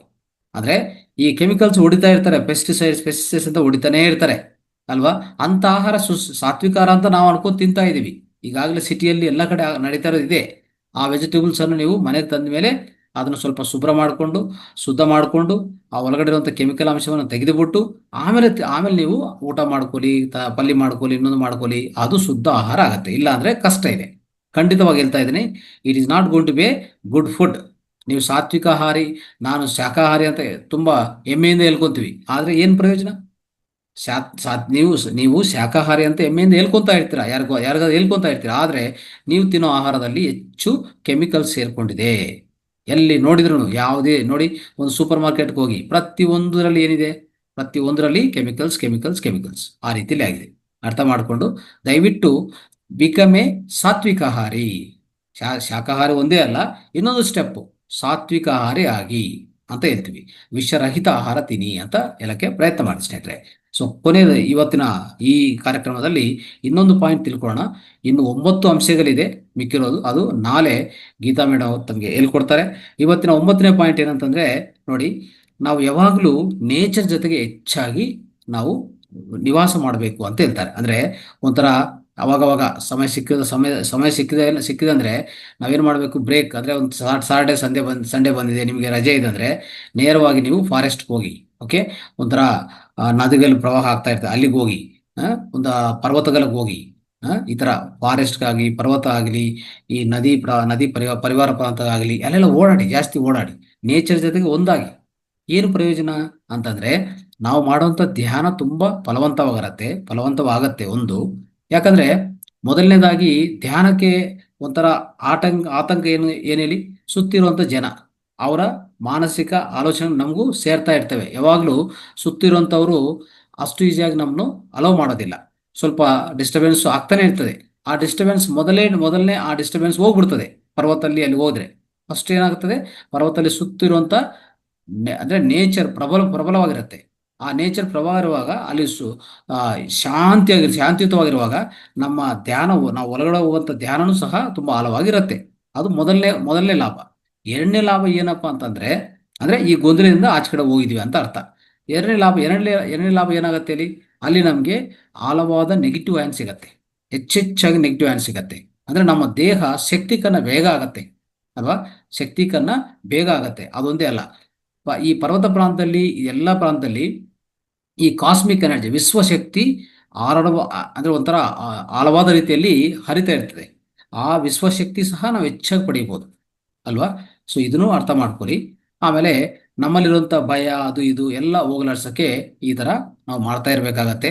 ಸೊ ಈ ಟ್ರೆಕ್ಕಿಂಗ್, ಅದಕ್ಕೆ ನಾವು ಹೇಳ್ತೀವಿ ಅಂದ್ರೆ nature trekking is very very essential. You must keep doing it now and then 3 ಮಂತ್ಸ್ಗೆ ಒಂದ್ಸರಿ ಸಮುದ್ರ ಬೀಚ್ಗೆ ಹೋಗಿ, ಆಯ್ತಾ, ವಾರಕ್ಕೊಂದ್ಸರಿ ಸುತ್ತಮುತ್ತಿರುವಂಥ ಪರ್ವತಗಳಿಗೆ ಹೋಗಿ ಸುಮ್ಮನೆ ಅಲ್ಲಿ ಕೂತ್ಕೊಳ್ಳಿ, ಧ್ಯಾನ ಮಾಡಿ, ಅದರಲ್ಲಿ ಓಡಾಡಿ, ಓಕೆ, ಬರಿಗಾಲಲ್ಲಿ ಓಡಾಡಿ, ನಿಮಗೆ ಒಳ್ಳೆ ಆಕ್ಯುಪ್ರೆಷರ್ ಆಗತ್ತೆ, ಇವೆಲ್ಲ ಮಾಡಿ. ಏನು ಅದ್ರಲ್ಲಿ ನಷ್ಟ ಏನಿದೆ? ಈ ಮನೆಯಲ್ಲಿದ್ದಕ್ಕೂ ಅದಕ್ಕಿಂತ ಬೆಟರ್ ಅಲ್ವಾ? ಆಚೆ ಕಡೆ ಹೋಗಿ ಅಂದ್ರೆ ಇನ್ನೂ ನಿಮ್ಗೆ ಏನೂ ಅವಕಾಶ ಇಲ್ಲ ಅಂತ ಇಟ್ಕೊಳ್ಳಿ, ನಿಮ್ಮ ಅಲ್ಲಿಗೆ ಹೋಗಿ, ನಿಮ್ಮ ಅಂದ್ರೆ ಹತ್ರ ಇದ್ರೆ ಅಲ್ಲಿಗೆ ಹೋಗ್ಬಿಡಿ. ಅಲ್ಲಿ ವ್ಯವಸಾಯ ಕ್ಷೇತ್ರ ಅಲ್ಲಿ ಇಲ್ಲಿ ಓಡಾಡೋದು. ಸೊ ಅಲ್ಲಿ ಹಸುಗಳಲ್ಲಿ ಓಡಾಡ್ತಾ ಇರ್ತವೆ, ಅದ್ರ ಜೊತೆಗೆ ಸ್ವಲ್ಪ ಆ ಕಡೆ ಈ ಕಡೆ ಓಡಾಡೋದು, ಇದೆಲ್ಲ ಮಾಡ್ಕೊಳ್ಳಿ. ಓಕೆ, ಈ ರೀತಿಯಲ್ಲಿ ಆದಷ್ಟು ನೇಚರ್ ಜೊತೆಗೆ ಜಾಸ್ತಿಯಾಗಿ ನಿಮ್ಮ ಟೈಮನ್ನು ತೊಡಗಿಸ್ಕೊಳ್ಳಿ ಅಂತ ಹೇಳ್ತಾ, ಇವತ್ತಿನ ಈ 9ನೇ ಪಾಯಿಂಟ್ವರೆಗೂ ನಾವು ತಿಳ್ಕೊಂಡಿದ್ವಿ ಸ್ನೇಹಿತರೆ. ಸೊ ಮುಂದಿನ ನೆಕ್ಸ್ಟ್ ಇನ್ನು 9 ಪಾಯಿಂಟ್ಸು ನಾಳೆ ತಿಳ್ಕೊಳ್ಳೋಕೆ ಪ್ರಯತ್ನ ಮಾಡೋಣ. ಕೇಳಿಸ್ಕೊಂಡಿದ್ದಕ್ಕೆ ಎಲ್ಲರಿಗೂ ಧನ್ಯವಾದಗಳು. ನಮಸ್ತೆ, ಥ್ಯಾಂಕ್ ಯು. ತುಂಬಾ ಧನ್ಯವಾದಗಳು ಸರ್, ಅದ್ಭುತವಾದ ಮಾಹಿತಿಯನ್ನು ಕೊಟ್ಟಿದ್ದೀರಾ. ಇನ್ನು 9 ಅಂಶಗಳನ್ನ ನಾಳೆ ಕೇಳ್ಕೊಳ್ಳೋಣ. ಎಲ್ಲ ಮಾಸ್ಟರ್ಸ್ ಅಲ್ಲಿ ಒಂದು ವಿನಂತಿ ಏನು ಅಂತಂದ್ರೆ, ಈಗಾಗಲೇ ಮೊನ್ನೆ ಶನಿವಾರದ ಒಂದು ಲಿಂಕ್ ಅನ್ನ ಹಾಕಿದ್ದಾರೆ ಚಾಟ್ ಬಾಕ್ಸ್ ಅಲ್ಲಿ. ದಯಮಾಡಿ ಅದನ್ನ ಓಪನ್ ಮಾಡಿ ಎಲ್ಲರೂ ಸಹ ಒಂದು ಲೈಕ್ ಕೊಡಿ ಹಾಗೂ ಕಾಮೆಂಟ್ಸ್ ಅನ್ನ ಮಾಡಿ. ದಯಮಾಡಿ, ಇದರಿಂದ ನಮ್ಮ ವೇದಿಕೆ ಇನ್ನೂ ಹೆಚ್ಚಾಗಿ ಬೆಳೆಯಲು ಸಹಕಾರಿಯಾಗುತ್ತೆ. ಈ ಒಂದು ಮಾಹಿತಿಯನ್ನ ಈಗಾಗಲೇ ನಾವು ಪಡ್ಕೊಂಡ್ವಿ, ಅದ್ಭುತವಾದ ಜ್ಞಾನವನ್ನ. ಎಲ್ಲ ಧ್ಯಾನ ಬಂಧುಗಳು ಏನಾದರೂ ಪ್ರಶ್ನೆ ಇದ್ದಲ್ಲಿ ಕೇಳಿ, ಇದರ ಡೌಟ್ ಅನ್ನ ತಾವು ಪರಿಹಾರ ಮಾಡ್ಕೊಳ್ಬೇಕು ಅಂತ ಕೇಳ್ಕೊಳ್ತೇನೆ. ಗುರುಗಳು ಇರುವಾಗಲೇ ತಮ್ಮ ಏನಾದರೂ ಡೌಟ್ಸ್ ಇದ್ರೆ ಅಥವಾ ಏನಾದರೂ ಅನುಭವ ಹಂಚಿಕೆ ಇದ್ರೆ ಕೇಳಲಿಕ್ಕೆ ಹ್ಯಾಂಡ್ ರೈಸ್ ಮಾಡಬೇಕು ಅಂತ ಕೇಳ್ಕೊಳ್ತೇನೆ. ಸಣ್ಣೇಗೌಡರು ಸರ್, ಪ್ಲೀಸ್ ನಡ್ಕೊಡಿ ಸರ್. ರೈಟ್, ಎಲ್ಲರೂ ಲೈಕ್ ಕೊಡಿ, ದಯವಿಟ್ಟು ಎಲ್ಲರೂ ಲೈಕ್ ಕೊಡಿ ಸ್ವಲ್ಪ. Yes madam, yes masters, already ಮೊನ್ನೆದು ಒಂದು ಲಿಂಕ್ ಬಂದಿದೆ ಅಲ್ಲಿ. ಕರ್ಮ ಅಂದ್ರೆ ಏನು, ಕರ್ಮ ಅಂದ್ರೆ ಏನು ಅದ್ರ ಬಗ್ಗೆ ಮಾಹಿತಿ ಇದೆ ಗುರುಜಿ ಕೊಟ್ಟಿರ್ತಕ್ಕಂಥದ್ದು. ಆ ಲಿಂಕ್ ಅನ್ನು ಟಚ್ ಮಾಡಿದ್ರೆ ನಿಮಗೆ ಅದು ಓಪನ್ ಆಗುತ್ತೆ. ಜಸ್ಟ್ ಅದ್ರ ಮೇಲೆ ಹ್ಯಾಂಡ್ಸ್ ಇರ್ತಕ್ಕಂಥ ಒಂದು ಸಿಂಬಲ್ ಇರುತ್ತೆ, ಅದನ್ನ ಟಚ್ ಮಾಡಿದ್ರೆ ನೀವು ಲೈಕ್ ಮಾಡಿದಂಗೆ ಆಗುತ್ತೆ. ಪಕ್ಕದಲ್ಲಿ ಕಮೆಂಟ್ ಅಂತ ಇರುತ್ತೆ, ನಿಮ್ಗೆ ಏನಾದ್ರೂ ಅನಿಸಿಕೆ ಇದ್ರೆ ಅಲ್ಲಿ ಬರೆದು ಕೂಡ ಅದನ್ನ ಚಾಟ್ ಮಾಡ್ಬೋದು ಮಾಸ್ಟರ್ಸ್. ಯಾರೆಲ್ಲ ಅದನ್ನೇ ಲೈಕ್ ಮಾಡಿದಿರಾ ದಯವಿಟ್ಟು ಎಸ್ ಅಂತ ಹೇಳ್ಬಿಟ್ಟು, ಮಾಡಿದೀನಿ ಅಂತ ಹೇಳ್ಬಿಟ್ಟು ಇಲ್ಲಿ ಮೆಸೇಜ್ ಕೂಡ ಮಾಡಿ. ಎಸ್, ಇಷ್ಟೊತ್ತನ ನಡೆದಂತ ಕ್ಲಾಸ್ ಬಗ್ಗೆ ನಿಮ್ಗೇನಾದ್ರೂ ಪ್ರಶ್ನೆಗಳಿದ್ರೆ ಕೇಳ್ಬೋದು ಮಾಸ್ಟರ್ಸ್. ಜೊತೆಗೆ ಮತ್ತೆ ಈಗ ಏನ್ ಅಟೆಂಡ್ ಆಗ್ತಾ ಇದೀರಾ ನೀವು, ಕ್ಲಾಸ್ ಅಟೆಂಡ್ ಆಗ್ತಿದ್ರಲ್ಲ ರಾತ್ರಿ 9 ಗಂಟೆಯಿಂದ 10 ಗಂಟೆ ತನಕ, ಇದು ಸೆಷನ್ ಏನ್ ಅನಿಸ್ತಾ ಇದೆ ನಿಮ್ಗೆ? ಈ ತರ ಕ್ಲಾಸ್ ಬೇಕಾ ನಿಮಗೆ? ಬರೀ ಧ್ಯಾನ ಅಷ್ಟೇ ಸಾಕಾ, ಅಥವಾ ಈ ತರದ ದಿನ ಒಂದಿಷ್ಟೊತ್ತು ಧ್ಯಾನ ಮಾಡಿ ಒಂದಿಷ್ಟೊತ್ತು ಮಾಹಿತಿ ಏನಾದ್ರು ಬೇಕಾ? ಅಥವಾ ಏನಾದ್ರು ನೀವು ಕೇಳಲಿಕ್ಕೆ ಇಷ್ಟ ಇದ್ರೆ ಹ್ಯಾಂಡ್ ರೈಸ್ ಮಾಡಿ ನಿಮ್ಗೆ ಅವಕಾಶ ಕೊಡ್ತೀವಿ, ಅಥವಾ ಮೆಸೇಜ್ ಮುಖಾಂತರ ಕೂಡ ನಿಮ್ಮ ಅನಿಸಿಕೆ ಅಭಿಪ್ರಾಯಗಳನ್ನ ತಿಳಿಸಬಹುದು ಸ್ನೇಹಿತರೆ. ಬಿಮು ಸರ್ ಆಲ್ರೆಡಿ ಹ್ಯಾಂಡ್ ರೈಸ್ ಮಾಡಿದ್ದಾರೆ ಸರ್, ಅನ್ಮ್ಯೂಟ್ ಮಾಡ್ಕೊಂಡು ಮಾತಾಡಿ ಸರ್.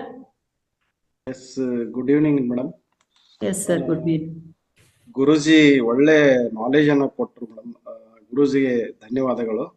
ಯಾಕಂದ್ರೆ ಇಂಥ ಸೆಷನ್ನು ಎವ್ರಿ ಡೇ ಪ್ರತಿಯೊಬ್ಬರಿಗೂ ಅವಶ್ಯಕತೆ ಇದೆ ಅಂತ ಅನಿಸ್ತದೆ. ನನಗಂತೆ ಅವಶ್ಯಕತೆ ಇದೆ. ಯಾಕಂದ್ರೆ ಮೆಡಿಟೇಷನ್ ಆಲ್ರೆಡಿ ಬಹಳ ಉಪಯುಕ್ತ ಆಗಿದೆ. ಮತ್ತೆ ಆಹಾರನು ಹೆಂಗ್ ತಗೋಬೇಕು, ಎಂತ ಆಹಾರ ತಗೋಬೇಕು, ಸಾತ್ವಿಕ, ರಾಜಸಿಕ, ತಾಮಸಿಕ ಆಹಾರ, ಈ ಆಹಾರದ ಬಗ್ಗೆ ಬಹಳಷ್ಟು ಹೇಳಿಕೊಟ್ರು. ಒಳ್ಳೆ ಇನ್ಫಾರ್ಮೇಶನ್ ಕೊಟ್ರು. Thank you sir. ನನ್ನ ಪ್ರಶ್ನೆ ಏನು ಅಂತಂದ್ರೆ, ಈಗ ಈ ಸಾತ್ವಿಕ ಆಹಾರ ತಗೊಳ್ಳುವಾಗ ನಾವು ಸಾಕಷ್ಟು ಮಾರ್ಕೆಟ್ನಲ್ಲಿ ಸಿಟಿಯಲ್ಲಿ ತರ್ತೀವಿ. ತರುವಾಗ ಅಲ್ಲಿ ನಮ್ಗೆ ಕೆಮಿಕಲ್ ಯುಕ್ತ ಇದೇನೋ ಕೆಮಿಕಲ್ ಮುಕ್ತ ಇದೇನೋ ಗೊತ್ತೇ ಆಗಲ್ಲ. ಅದಕ್ಕಾಗಿ ಅದನ್ನ ಹೆಂಗ್ ನಾವು ಕಂಡ್ಕೋಬೇಕು? ಮತ್ತ ನಾವೆಲ್ಲ ತಿಂತ ಇರೋದು ಸಸ್ಯಾಹಾರಿಗಳಿದ್ರು ಕೂಡ ಸಸ್ಯಾಹಾರದಲ್ಲಿನೂ ಕೂಡ ತಾಮಸಿಕ ಆಹಾರ ಬರ್ತೈತಿ. ಆ ಕೆಮಿಕಲ್ ದಿಂದ ನಮ್ಗ ಒಂಥರ ಬ್ಯಾಡ್ ಇಂಪ್ಯಾಕ್ಟ್ ಆಗತ್ತ ಅನ್ನುವಂತ ಒಂದು ಮಾಹಿತಿಯನ್ನ ಕೊಟ್ರಿ. ಅದನ್ನ ನಾವ್ ಹೆಂಗ್ ತಿಳ್ಕೊಬೇಕು ಅನ್ನೋದು ಗೊತ್ತಾಗ್ಲಿಲ್ಲ ನಮ್ಗೆ. ರೈಟ್, ಇದಕ್ಕೂ ಉತ್ತರ ಇದೆ. ಸೊ ನಾವು ಈ ವೇದಿಕೆ ಅಂದ್ರೆ ಬೆಳಗ್ಗೆ ವೇದಿಕೆಯಲ್ಲಿ ಹೆಚ್ಚಾಗಿ ಹಂಚ್ಕೊಂಡಿದ್ದ ಬಗ್ಗೆ ಏನಾಗತ್ತಂದ್ರೆ, ಈಗಾಗಲೇ ಏನಿದೆ ಸಸ್ಯಾಹಾರ ಅಂತ ಅನ್ಕೋತೀವಿ, ಆದ್ರೆ ವಿಷಪೂರಿತ ಸಸ್ಯಾಹಾರ ತಿಂತಾ ಇದೀವಿ ಅಷ್ಟೇ. ಈಗ ತುಂಬಾ ಜನ ನೋಡ್ತಾ ಇದ್ವಿ ಸಸ್ಯಾಹಾರಲ್ಲಿ ಆಗಿರ್ತಾರೆ, ಬಟ್ ಕ್ಯಾನ್ಸರ್ ಬಂದಿರ್ತದೆ. ಕ್ಯಾನ್ಸರು, ಇನ್ನು ಹಲವಾರು BP ಆಗತ್ತೆ, ಶುಗರ್ ಆಗತ್ತೆ, ಇವೆಲ್ಲ ಆಗ್ತದೆ. ಯಾಕಂದ್ರೆ ನಾವು ತಿರುವಂತ ಈ ಸಸ್ಯಾಹಾರ ಒಳಗಡೆ ಹೆಚ್ಚು ವಿಷ ಇದೆ, ಅಂದ್ರೆ ಕೆಮಿಕಲ್ಸ್. ಓಕೆ, ಕೆಮಿಕಲ್ಸ್ ಹೊಡೆದು ಈಗ ನೋಡಿ ವೈಟ್ ರೈಸ್, ಬಿಳಿ ಅಕ್ಕಿ, ಅದ್ರಲ್ಲಿ ಏನಿದೆ? ಪೂರ್ತಿ ಮೇಲೆ ಇರುವಂತ ತೌಡೆಲ್ಲ ಹೋಗಿದೆ ಅಲ್ವಾ? ಇರೋದು ಒಳಗಡೆ ಓನ್ಲಿ ಅಕ್ಕಿ, ಅದು ಪಿಂಡಿ ಪದಾರ್ಥ, ಅಂದ್ರೆ ಒಂಥರ ಕಾರ್ಬೋಹೈಡ್ರೇಟ್ ಅಲ್ವಾ? ಅದರಲ್ಲಿ ಯಾವುದು ನಾರಾಂಶ ಇಲ್ಲ, ನಾರಾಂಶ ಎಲ್ಲ ಹೋಗಿದೆ. ಈಗಾಗಲೇ ನಾರಾಂಶದಲ್ಲೇ ಆ ಮೇಲೆ ಅಂತ ಆ ಚಿಪ್ಪೆದಲ್ಲಿ ಅದರಲ್ಲೇ ಇರುವಂಥದ್ದು ಎಲ್ಲ ಪೋಷಕಾಂಶಗಳು. ಅದು ಹೋಗಿದ ಮೇಲೆ ಇನ್ನೇನು ಏನ್ ತಿಂದು ಏನು ಪ್ರಯೋಜನ ಇದೆ ಅಲ್ಲಿ ಅಲ್ವಾ? ಸೊ ಆ ರೀತಿಯಲ್ಲಿ ಒಂದೊಂದು ಅರ್ಥ ಮಾಡ್ಕೊತ ಹೋದ್ರೆ ನಿಜವಾದ ರೀತಿಯಲ್ಲಿ ಸಸ್ಯಾಹಾರ ಅಂದ್ಕೊಂತೀವಿ, ಬಟ್ ಅದನ್ನು ಒಂಥರ ಪೋಷಕಾಂಶಗಳು ಇಲ್ಲ, ಅದರಲ್ಲಿ ಹೆಚ್ಚು ವಿಷನೇ ಇದೆ ಅಂತ ಹೇಳ್ಬೋದು. ಈ ತರಕಾರಿಗಳನ್ನ ಏನ್ ಮಾಡ್ತಂದ್ರೆ ಆಚೆ ಕಡೆ ತಗೊಂಡ್ ಬಂದ್ಮೇಲೆ ನಿಮ್ಗೆ ಗೊತ್ತಾಗಲ್ಲ ಅದು ವಿಷ ಇದೆಯಾ ವಿಷ ಇಲ್ಲ ಅಂತ, ಕೆಮಿಕಲ್ಸ್ ಇದೆಯಾ ಕೆಮಿಕಲ್ಸ್ ಹೊಡೆದಿರ ಅಂತ ಅರ್ಥ ಆಗಲ್ಲ. ತಗೊಂಡ್ ಬಂದ್ಮೇಲೆ ಮನೆಯಲ್ಲಿ ಒಂದು ಪಾತ್ರದಲ್ಲಿ ಹಾಕ್ಬಿಟ್ಟು ಎಲ್ಲ ಈ ತರಕಾರಿಗಳನ್ನು ಅದರಲ್ಲಿ ಒಂದು 20-25 ಗ್ರಾಮ್ ಏನ್ ಮಾಡ್ತೀರಿ ಅಂದ್ರೆ ಇದು ಹುಣಸೆ ಹಣ್ಣು ತಗೊಳ್ಳಿ. ಹುಣಸೆ ಹಣ್ಣನ್ನು ಆದ್ರೆ ನೀರಲ್ಲಿ ಹಾಕಿ ಚೆನ್ನಾಗಿ ಹಿಂಡಬೇಕಾಗತ್ತೆ, ಒಂಥರ ರಸ ಮಾಡ್ಬೇಕು. ಮಾಡಿ ಅದರಲ್ಲಿ ಈ ತರಕಾರಿಗಳನ್ನೆಲ್ಲ ಅದರಲ್ಲಿ ಹಾಕ್ಬಿಡಿ. ಒಂದು ಅರ್ಧ ಗಂಟೆ 3/4 ಗಂಟೆ ಹಾಗೆ ಇಟ್ಬಿಡಿ. ಅವಾಗ ಅದೇನ್ ಮಾಡುತ್ತೆ ಹುಣಸೆ ಹಣ್ಣು ಆ ರಸ ಇದ್ರ ಒಳಗಡೆ ಇರುವಂತ ಕೆಮಿಕಲ್ಸ್ ಎಲ್ಲ ಇಡ್ಸ್ಕೊಂತದೆ ಆಚೆ ಕಡೆ.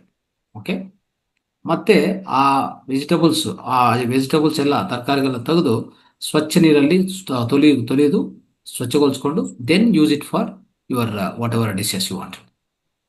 ಆ ಥರ ಮಾಡಿ. ಓಕೆ, ಇದೊಂದು ಪರಿಹಾರ ಅಂತ ಹೇಳ್ಬೋದು ನಿಮಗೆ. ಆಯ್ತಾ? ಅಕ್ಕಿ ಇವೆಲ್ಲ ಧಾನ್ಯಗಳವೆಲ್ಲ ನೀವು ಒಂಥರ ಚೆನ್ನಾಗಿ ಮಾಹಿತಿ ತಿಳ್ಕೊಂಡು ಪರ್ಚೇಸ್ ಮಾಡಿ. Don't go and purchase white rice ಎಲ್ಲೋ ಸಿಗ್ತಾ ಇದೆ ಅಂತ ಹೇಳ್ಬಿಟ್ಟು ತಗೊಂಡು ಬರೋದಲ್ಲ. ಓಕೆ, ಆದಷ್ಟು ಈ ಸಿರಿಧಾನ್ಯಗಳು ಬಳಸ್ಕೊಂಡ್ರೆ ಅದರಲ್ಲಿ ಜಾಸ್ತಿ ಯಾವುದೇ ರೀತಿಯಲ್ಲಿ ಕೆಮಿಕಲ್ಸ್ ಬಳಸುವಂತ ಅವಶ್ಯಕತೆ ರೈತಗೂ ಇಲ್ಲ. ಅದು ಓಕೆ, ಅದು ಚೆನ್ನಾಗಿರ್ತದೆ.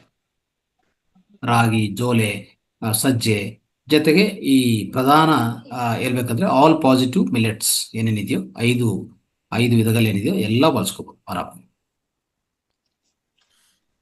ಆನ್ಸರ್ ಸಿಕ್ತು ಅನ್ಕೊಂಡಿದ್ದೇನೆ ರೈಟ್. ತಮಗೆ. ನಾಗರತ್ನ ಮೇಡಮ್ ಅನ್ಮ್ಯೂಟ್ ಮಾಡ್ಕೊಂಡು ಮಾತಾಡಿ. ನಾಗರತ್ನ. ನಮಸ್ತೆ ಮೇಡಮ್. ನಮಸ್ತೆ ಗುರುಜಿ. ನಮಸ್ತೆ. ನಾನು ನೀವು ಹೇಳಿದ್ದು ಒಂದು 8-9 ಇದರಲ್ಲಿ ಒಂದು 3-4 ನಾವು ಖಂಡಿತವಾಗಿ ಡೈಲಿ ನಾವು ಆ ವಿಷಯಗಳ ಬಗ್ಗೆ ನಾವು ಪಾಲಿಸ್ತಾ ಇದ್ದೀವಿ ಅಂತ ಅನ್ಕೋತೀನಿ. ಧ್ಯಾನ ಆಗಲಿ ಅಂದರೆ ಹೇಳ್ದಷ್ಟು ಸುಲಭ ಅಲ್ಲ. ಬೆಳಗ್ಗೆ ನಾನು ನೆನ್ನೆ ಕ್ಲಾಸ್ ಕೊಟ್ಟಾಗಲೂ ಅದೇ ಅನ್ನಿಸ್ತು. ಹೇಳ್ದಷ್ಟು ಸುಲಭವಾಗಿ ಯಾರೂ ಕೇಳ್ಕೊಳ್ಳಲ್ಲ. ಆದರೂ ಅವ್ರಿಗೆ ತಾಳ್ಮೆಯಿಂದ ನೀವು ಹೇಳ್ದಂಗೆ ಮುದ್ರೆಗಳ ಮೂಲಕನೋ ಇನ್ನು ಬೇರೆ ಯಾವುದಾದ್ರೂ ಮೂಲಕ ಹೇಳಿ ಅವ್ರನ್ನ ನಾವು ಧ್ಯಾನದ ದಾರಿಗೆ ತಗೊಂಬರ್ಬೇಕು ಅಂತ ಅನ್ನೋದನ್ನ ನಾವು ಅರ್ಥಕೊಂಡಿದ್ದೀವಿ. ಜೊತೆಗೆ ದಿನ ಕೂಡ ನಾವು ಸಾಧ್ಯವಾದಾಗೆಲ್ಲ ಮಾಡ್ತಾ ಇರಬೇಕು. ಅದೇ 1-2 ನಿಮಿಷ 3 ನಿಮಿಷದ್ದೆಲ್ಲ ಮೊದಲೆಲ್ಲ ಒಂದ್ಸರಿ ಹೇಳ್ಕೊಟ್ಟಿದ್ದೀರಾ, 1 ನಿಮಿಷದ ಧ್ಯಾನ ಕೂಡ ಹೇಳಿದ್ದೀರಾ ಅಂತ ಜ್ಞಾಪಕ ಇದೆ. ಬಟ್ ಆ ಟೈಮಲ್ಲೂ ನಮಗೆ ಧ್ಯಾನದ ಅರಿವು ಅಷ್ಟೊಂದು ಆಗಲ್ಲ. ಇವಾಗ ನೀವು ಯಾರ ಕೇಳಿದ್ರು ಈ ಟೈಮಲ್ಲಿ ನಿಮ್ಗೆ ಧ್ಯಾನ, ಸಣ್ಣಗೌಡರು ಕೇಳ್ತಾ ಇದ್ರು, ಈ ಟೈಮಲ್ಲಿ ನಿಮಗೆ ಧ್ಯಾನ ಜೊತೆಗೆ ಇದು ಬೇಕಾ ಅಂತ.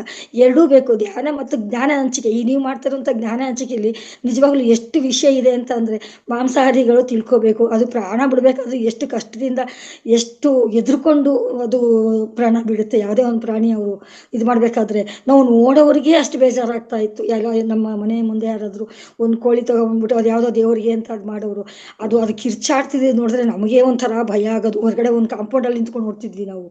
ಅದು ಪ್ರಾಣ ಬಿಡ್ಬೇಕಾದ್ರೆ ಎಷ್ಟು ಕಷ್ಟಪಡ್ತಿತ್ತು. ಈ ಥರ ಎಲ್ಲ ಮಾಡ್ತಾರಲ್ಲ, ಇದನ್ನು ತಿಂತಾರಲ್ಲ, ಇವ್ರ ಶರೀರ ಏನಪ್ಪ ಅಂತ ನಮ್ಗೆ ಅವರು ಮಾಡೋದನ್ನ ನೋಡ್ಬಿಟ್ಟು ಅವ್ರನ್ನ ಕಂಡ್ರೆ ನನಗೆ ಅಷ್ಟು ಬೇಜಾರಾಗ್ತಿತ್ತು. ನಮ್ಮ ಮಕ್ಕಳೆಲ್ಲ ಅದೇನವರು ಏನಮ್ಮ ಅಂತ ತಿಂತ ಅವ್ರನ್ನ ನಾವು ಮಾತೇ ಆಡಿಸ್ಬಾರ್ದು ಅನ್ನೋಷ್ಟು ಇತ್ತು ಮಕ್ಕಳಿಗೆ. ಆದರೂ ಒಂದ್ಸರಿ ಅನಿಸುತ್ತೆ ನಾವು ಎಷ್ಟೇ ಹೇಳಿದ್ರು ಧ್ಯಾನಕ್ಕೆ ಅನ್ಕೂ ಬರ್ತಾ ಇಲ್ಲ ಜನಗಳು. ಜೊತೆಗೆ ಈ ಧ್ಯಾನಗಳನ್ನ ನಾನು ಬೆಳಗ್ಗೆ ಹೇಳ್ಬೇಕು ಕ್ಲಾಸಲ್ಲೂ ಅಷ್ಟೇ. ಇನ್ನೂ ಇತ್ತು ಗುರುಗಳೇ, ಅದು ಒಂದು ಪೇಜ್ ಅಷ್ಟು ನಾನು ಮಧ್ಯ ಟೈಮು ಇದಾಗೋಗ್ಬಿಡುತ್ತೆ ಅಂತ ಸ್ವಲ್ಪ ತೆಗೆದೆ. ಸ್ವಲ್ಪ ನನಗೂ ಯಾಕೋ ಒಂದು ಸ್ವಲ್ಪ ನೆನೆಯಲ್ಲೇ ಹೊರಗಡೆ ಹೋಗಿ ಬಂದೆ. ಸ್ವಲ್ಪ ಆಯಾಸ ಕೂಡ ಆಗಿತ್ತು. ಏನು ಮಾಡಿದೆ ಅಂತ ಅಷ್ಟೊಂದು ಇದಾಗಲಿಲ್ಲ, ನನಗೆ ಅಷ್ಟು ಸ್ಯಾಟಿಸ್ಫ್ಯಾಕ್ಷನ್ ಆಗಲಿಲ್ಲ ಧ್ಯಾನದ ಬಗ್ಗೆ ಕ್ಲಾಸ್ ಕೊಟ್ಟಿದ್ದು ಅಂತ ಅನ್ನಿಸ್ತು.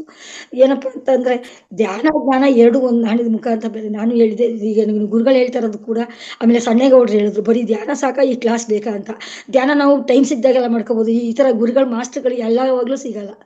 ಅದಕ್ಕೆ ಅವ್ರು ಸಿಕ್ಕಿದಾಗ ಅವ್ರನ್ನ ನಾವು ಉಪಯೋಗಿಸ್ಕೊಂಡು ಇವತ್ತು ನಾವು ಈ 9 ಟಿಪ್ಸು ಕೊಟ್ಟಿದ್ದಿಲ್ಲ, ಅದ್ರಲ್ಲೂ ಒಂದು 5-6 ಟಿಪ್ಸ್ ಅನ್ಕೂ ನಾವು ಆಗಲೇ ಈಗ ಫಾಲೋ ಮಾಡ್ತಾ ಇದ್ದೀವಿ ಅಂತ ಅನ್ಕೋತೀವಿ.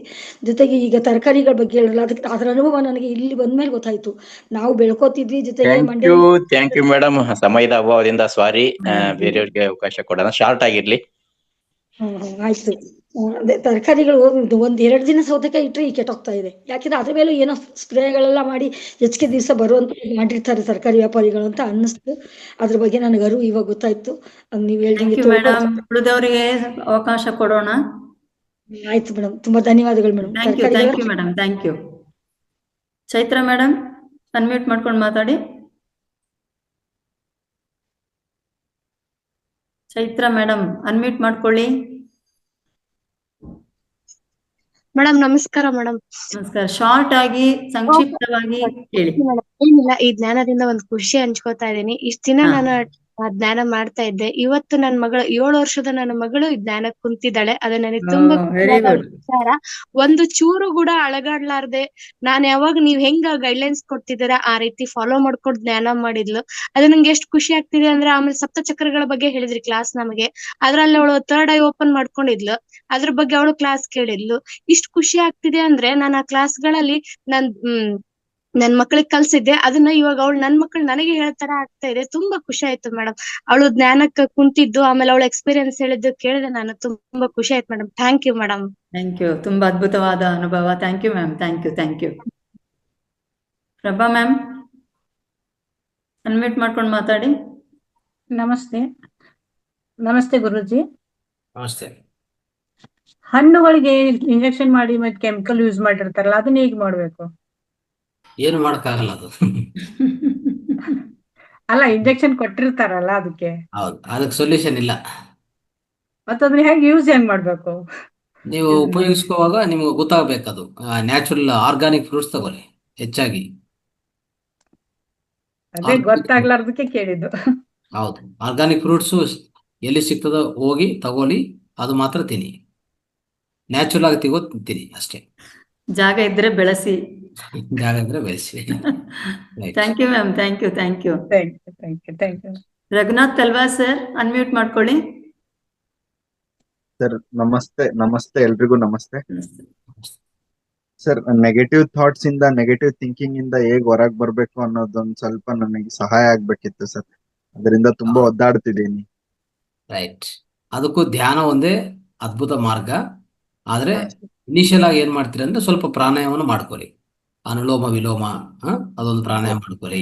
ಆಮೇಲೆ ಇದು ಮುದ್ರ ಒಂದು ಮೊನ್ನೆ ಹೇಳಿದ್ವಿ ಈ ರೀತಿಯಲ್ಲಿ ನೋಡಿ, ಕ್ಷೇಪಣ ಮುದ್ರ. ಯಾವಾಗ ನಿಮಗೆ ನೆಗೆಟಿವ್ ಯೋಚನೆಗಳು ಜಾಸ್ತಿ ಬಂದ್ರೆ ಈ ರೀತಿಯಲ್ಲಿ.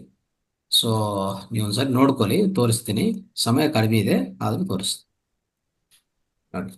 Thank you sir. ಗುರುಗಳು ಮತ್ತೆ ಮುಂದಿನ ಇದರಲ್ಲಿ ಕೊಡ್ತಾರೆ ಸರ್. ನಿಮ್ಗೆ ಸಾಧ್ಯ ಅಂದ್ರೆ ಬೆಳಗಿನ ಸೆಷನ್ಗೆ ಜಾಯಿನ್ ಆಗಿ ಸರ್. ಇಂಥ ಏನಾಗುತ್ತೆ ಮಾಹಿತಿಗಳು ಇಲ್ಲಿ, ಈ ಲೆಫ್ಟ್ ಹೆಬ್ಬೆರಳು ಇದೆಯಲ್ಲ, ಅದು ಮೇಲೆ ರೈಟ್ ಹೆಬ್ಬೆರಳು ಆಗತ್ತೆ. ಆಮೇಲೆ ಈ ತೋರು ಬೆರಳು ಸ್ಟ್ರೈಟ್ ಆಗಿ ಟಚ್ ಮಾಡ್ಕೊಂಡು ಮಿಕ್ಕಿದ 3 ಬೆರಳು ಕ್ಲೋಸ್ ಮಾಡ್ಕೋಬೇಕಾಗತ್ತೆ. ಹೀಗೆ ಕೆಳಗಡೆ ಇಟ್ಕೋಬೇಕಾಗತ್ತೆ ಈ ರೀತಿಯಲ್ಲಿ. ಡೌನ್ವರ್ಡ್ ಡೈರೆಕ್ಷನ್ ಇದು. ಆ ರೀತಿಯಲ್ಲಿ ಇಟ್ಕೊಂಡು ಬೆಳಗ್ಗೆ 10 ನಿಮಿಷ, ಸಾಯಂಕಾಲ ಮಧ್ಯಾಹ್ನ 10 ನಿಮಿಷ, 20 ನಿಮಿಷ ಮಾಡ್ಕೊಳ್ಳಿ ಸಮಯ ಇದ್ರೆ. ಇದು ಕ್ಷೇಪಣ ಮುದ್ರ. ಇದು ನಿಮ್ಮಲ್ಲಿರುವಂಥ ಎಲ್ಲ ನೆಗೆಟಿವ್, ಅದೇ ಒಂಥರ ಈ ನಕಾರಾತ್ಮಕ ಶಕ್ತಿಯನ್ನು, ನಕಾರಾತ್ಮಕ ಆಲೋಚನೆಗಳನ್ನು ಬೇಗ ಒಂಥರ ಜೀರೋ ಮಾಡುತ್ತೆ. ಸೊ ಮನಸ್ಸನ್ನು ಶೂನ್ಯ ಮಾಡ್ತಾ ಹೋಗ್ತದೆ. ತುಂಬಾ ಸಹಾಯ ಆಗತ್ತೆ ಇದೊಂದು. ಆಮೇಲೆ ಈ ಮುದ್ರೆ, ಆಕಾಶ ಮುದ್ರ, ನೀವು ಮಾಡ್ತಾನೆ ಇರ್ಬೇಕು. ಈ 2 ಮುದ್ರಗಳು ಅವಾಗವಾಗ ಮಾಡ್ತಾನೆ ಇರಿ. ಈ ಮುದ್ರ ಮಾತ್ರ ನಿಂತ್ಕೊಂಡು ಮಾಡಬಾರ್ದು, ಕೂತ್ಕೊಂಡೆ ಮಾಡ್ಬೇಕಿದು ಆಕಾಶ ಮುದ್ರ. ಇದೂ ಸಹ ಬೆಳಗ್ಗೆ 10 ನಿಮಿಷ, ಮಧ್ಯಾಹ್ನ, ಸಾಯಂಕಾಲ ಮಾಡ್ತಾ ಇದ್ರೆ ಈ ಮೈಂಡ್ ಅನ್ನು ಖಾಲಿ ಮಾಡುತ್ತೆ. ಆಕಾಶ ತತ್ವ ಅಂದ್ರೆ ಏನು? ಆಕಾಶ ವಾಯು ತತ್ವ ಸೇರಿದ್ರೆ ಆಲೋಚನೆ ಬರೋದು. ಆಯ್ತಾ? ಸೊ ನಮ್ಮಲ್ಲಿ ಆಕಾಶ ವಾಯು ಅಂತ, ವಾಯು ಅಂಶ ಆಕಾಶ, ಈ ಎರಡಿಂದ ಏನ್ ಬರುತ್ತೆ ಅಂದ್ರೆ ಹೆಚ್ಚೆಚ್ಚು ಯೋಚನೆಗಳು ಬರ್ತಾ ಇರ್ತದೆ, ನಕಾರಾತ್ಮಕ ಯೋಚನೆಗಳೆಲ್ಲ ಬರ್ತಾ ಇರ್ತವೆ. ಸೊ ಅದನ್ನು ಖಾಲಿ ಮಾಡ್ತಾ ಹೋಗ್ತದೆ. ಧ್ಯಾನ ಸಹ ತುಂಬಾ ಚೆನ್ನಾಗಿ ಆಗತ್ತೆ. ಯಾವುದರಿಂದ? ಈ ಮುದ್ರಗಳಿಂದ. ಈ ಆಕಾಶ ಮುದ್ರ, ಈ ಕ್ಷೇಪಣ ಮುದ್ರ ಇವು ತೋರಿಸಿದ್ವಲ್ಲ, ಈ ರೀತಿಯಲ್ಲಿ ಇಟ್ಕೊಂಡು ಮಾಡ್ಬೇಕಾಗತ್ತೆ. ಇದು ಹೀಗೆ ಅಂದ್ರೆ ಕೆಳಗಡೆ ಡೈರೆಕ್ಷನ್ ತಗೋಬೇಕಾಗತ್ತೆ. ಓಕೆ, 2 ಮಾಡ್ಕೊಳ್ಳಿ. ಮತ್ತೆ ಧ್ಯಾನ ಹೆಚ್ಚಾಗಿ ಪ್ರಯತ್ನ ಮಾಡಿ. ಧ್ಯಾನ ಅನ್ನೋದು ಪ್ರತಿನಿತ್ಯ ಬೆಳಗ್ಗೆ, ಮಧ್ಯಾಹ್ನ, ಸಾಯಂಕಾಲ ಆದಷ್ಟು 3 ಗಂಟೆ ಕಾಲ ಧ್ಯಾನ ಮಾಡಿದ್ರೆ ಬೇಗ ನಿಮ್ಗೆ ಈ ನೆಗೆಟಿವ್ ಇಂದ ಆಚೆ ಕಡೆ ಬರುವಂತ ಅವಕಾಶ ಹೆಚ್ಚಾಗಿದೆ. ಆಲ್ರೆಡಿ ಒಂದ್ ಸ್ವಲ್ಪ ಪಾಸಿಟಿವ್ ಎಲ್ಲ ಬರ್ತಿದೆ ಸರ್. ಹೌದು. Thank you sir. Thank you so much. ಈ ಮುದ್ರಗಳು ತುಂಬಾ ಸಹಾಯ ಆಗತ್ತೆ. ರೈಟ್. ಬಸಪ್ಪ ಅವರೇ ಮಾತಾಡಿ. ನಮಸ್ಕಾರ ಸರ್. ನಮಸ್ಕಾರ ಸರ್. ನಾ ಇದು ಲಿಂಕ್ಗೆ ಜಾಯ್ನ್ ಆಗಿರ್ತೀನಿ ಸರ್. ನಾನಂದ್ರೆ ಅಂಗಡಿಯಲ್ಲಿ ಜ್ಯುವೆಲರ್ ಶಾಪ್ ಅಲ್ಲಿ ಕೆಲಸ ಮಾಡ್ತೀನಿ ಸರ್. ಒಮ್ಮೊಮ್ಮೆ ಲಘು ಬಂದ್ ಮಾಡ್ತೀವಿ, ಒಮ್ಮೊಮ್ಮೆ 9-15 ಹಿಂಗಾಗುತ್ತೆ ಸರ್. ಹಂಗಿದ್ರೆ ಒಟ್ಟು ನಾನು ಇದನ್ನು ವಿಡಿಯೋ ಆನ್ ಮಾಡ್ಕೊಂಡು ಒಟ್ಟು ನಾನು ಹಂಗ ಇದ್ರಾಗಿದ್ದು ನಡೀತಾ ಸರ್. ಸ್ವಲ್ಪ ಮಾಡಿ. ಜ್ಞಾನ ಸರ್, ಜ್ಞಾನ ಮಾಡೋ ಮುಂದೆ ಸ್ವಲ್ಪ ಅಂದ್ರೆ ವರ್ಕಿಂಗ್ ಇದ್ರಾಗ ಇರ್ತೀವಲ್ಲ, ಅದಕ್ಕೆ ಹಂಗ ಹಚ್ಕೊಂಡು ನಾನು ಒಂಥರ ಇದ್ರಾಗ ನಡೀತೀನಿ. ಆಯ್ತು, ಧ್ಯಾನ ಚೆನ್ನಾಗಿ ಮಾಡಿ. ದಿನ ಅಟ್ಲೀಸ್ಟ್ ಬೆಳಗ್ಗೆ ಸಾಯಂಕಾಲ ಖಂಡಿತ ಕಡ್ಡಾಯವಾಗಿ ಮಾಡ್ಬೇಕಾಗತ್ತೆ, 1 ಗಂಟೆ ಮಾಡ್ಬೇಕು. ಇವಾಗಂತ ಈಗ ಒಂದು ನಮ್ಮ ಒಂದು 5 ತಿಂಗಳು ಆತ್ ಸರ, ಬಟ್ ಕಂಟಿನ್ಯೂ ಮಾಡ್ತೀನಿ. ಯಾಕೆ ಇವತ್ತಿಂದ ಒಂದು ನಿಮ್ ಸೆಕ್ಷನ್ ಇದ್ರೊಳಗೆ ನನಗೆ ಸ್ವಲ್ಪ ಬಹಳ ಒಂದು ಅರಿವಿನ ಒಂದು ಪ್ರಜ್ಞೆ ಐತಿ. ಈಗ ನೀವು ಪಿರಮಿಡ್ ಡ್ಯೂ ಅನ್ನೋದು ಐತಲ್ಲ ಸರ, ನಾವಟ್ ನಿಮ್ಮಲ್ಲಿ ಬಂದ್ ನಿಮ್ ಕಡೆ ಒಂದು ಸಲಹೆ ಇನ್ನೂ ಜಾಸ್ತಿ ಪಡ್ಕೋಬೇಕಂತ ತಮ್ಮಲ್ಲಿ ಮನವರಿಕೆ ಮಾಡ್ಕೊಳ್ತೀನಿ. ರೈಟ್. ಓಕೆ, ಥ್ಯಾಂಕ್ ಯು ಅವರೇ. ಹನುಮಂತರಾಜು ಅವರೇ ಮಾತಾಡಿ. ನಮಸ್ತೆ ಗುರುಜಿ. ನಮಸ್ತೆ. ಹನುಮಂತರಾಜು ನನ್ನ ಹೆಸರು. ತುಮಕೂರು ಜಿಲ್ಲೆ ಪಾವಗಡ. ರೈಟ್. ನಾನು ಜುಲೈ 1ನೇ ತಾರೀಕಿಂದ ಈ ಧ್ಯಾನದಲ್ಲಿ ನನಗೆ ವೇದಿಕೆ ಸಿಕ್ಕಿದೆ ನಿಮ್ಮಿಂದ. ನನಗೆ ಸಿಕ್ಕಿದ್ದಂಥದ್ದು ಒಂದು ಕರ್ನಾಟಕದ ಪ್ರಾಂತ ಗೋಶಾಲೆ ಒಂದು ಗ್ರೂಪ್ ಇದೆ. ಆ ಗ್ರೂಪ್ ಅಲ್ಲಿ ನೀವು ಇದ್ದೀರಿ, ಆ ಗ್ರೂಪ್ ಅಲ್ಲಿ ನೀವೇ ಹಾಕಿದ್ದೀರಿ. ಅದರಿಂದ ನನಗೆ ತುಂಬಾ ಅನುಕೂಲ ಆಗಿದೆ. ಆದ್ರೆ ನೀವು ಚಂದ್ರನಾಡಿ ಪ್ರಾಣಾಯಾಮವನ್ನ ಮಾಡಿ ಧ್ಯಾನವನ್ನ ಮಾಡಿ ಅಂತ ಒಂದ್ ದಿವಸ ಹೇಳ್ಕೊಟ್ಟಿದ್ರಿ ಹಿಂದೆ ಸೋಮವಾರ. ಅದನ್ನ ಅವತ್ತಿಂದ ನಾನು ಪಾಲಿಸ್ತಾ ಇದ್ದೀನಿ. ಮತ್ತೆ 1ನೇ ತಾರೀಕಿಂದ ಹಿಂದೆ ನಾನು ಚಿಕನ್ ಮಟನ್ ಅನ್ನ ಸ್ವಲ್ಪ ಮಟ್ಟಿಗೆ ತಿಂತಾ ಇದ್ದೆ ಸ್ನೇಹಿತರೊಟ್ಟಿಗೆ ಹೋಗಿ. ಅದನ್ನ ನಾನು ಸಂಪೂರ್ಣವಾಗಿ ನಿಲ್ಸಿದ್ದೀನಿ. ಆ ನಂತರ ನನಗೆ ಮೊನ್ನೆ ಬಸವರಾಜ್ ಅಣ್ಣವರು ನಾಡಿಗಳನ್ನ ಮಾಡ್ಕೊಂಡು ಹೇಳಿದಾಗ ನನಗೆ ಜೀರ್ಣಕ್ರಿಯೆ ತುಂಬಾ ಚೆನ್ನಾಗ್ ಆಗ್ತಾ ಇದೆ. ನಾನು ಸುಮಾರು ಜನಕ್ಕೆ ಹೇಳ್ತಾ ಇದ್ದೀನಿ. ಮತ್ತೆ ನಿಮ್ಮದನ್ನ ಈ ಬರೋವಂಥದ್ದು ಯಾವುದೇ ಕ್ಲಾಸ್ ಕೊಡುವಂಥದ್ದು ನಾನು ತುಂಬಾ ಪಾಲಿಸ್ತಿದ್ದೀನಿ, ಮುಂದೇನು ಪಾಲಿಸ್ತೀನಿ. ಬೇರೆ ಜನಕ್ಕೆ ನಾನು ಇದನ್ನ ವಿಸ್ತಾರವಾಗಿ ಹೇಳ್ತೀನಿ. ಧನ್ಯವಾದಗಳು. ಖಂಡಿತ. Yes, thank you. Right. Okay ಮಾ. ಯಾರು ಮಾಸ್ಟರ್ಸ್ ಇಲ್ಲ ಅಂತ. ಅಶ್ವಿನಿ ಮ್ಯಾಮ್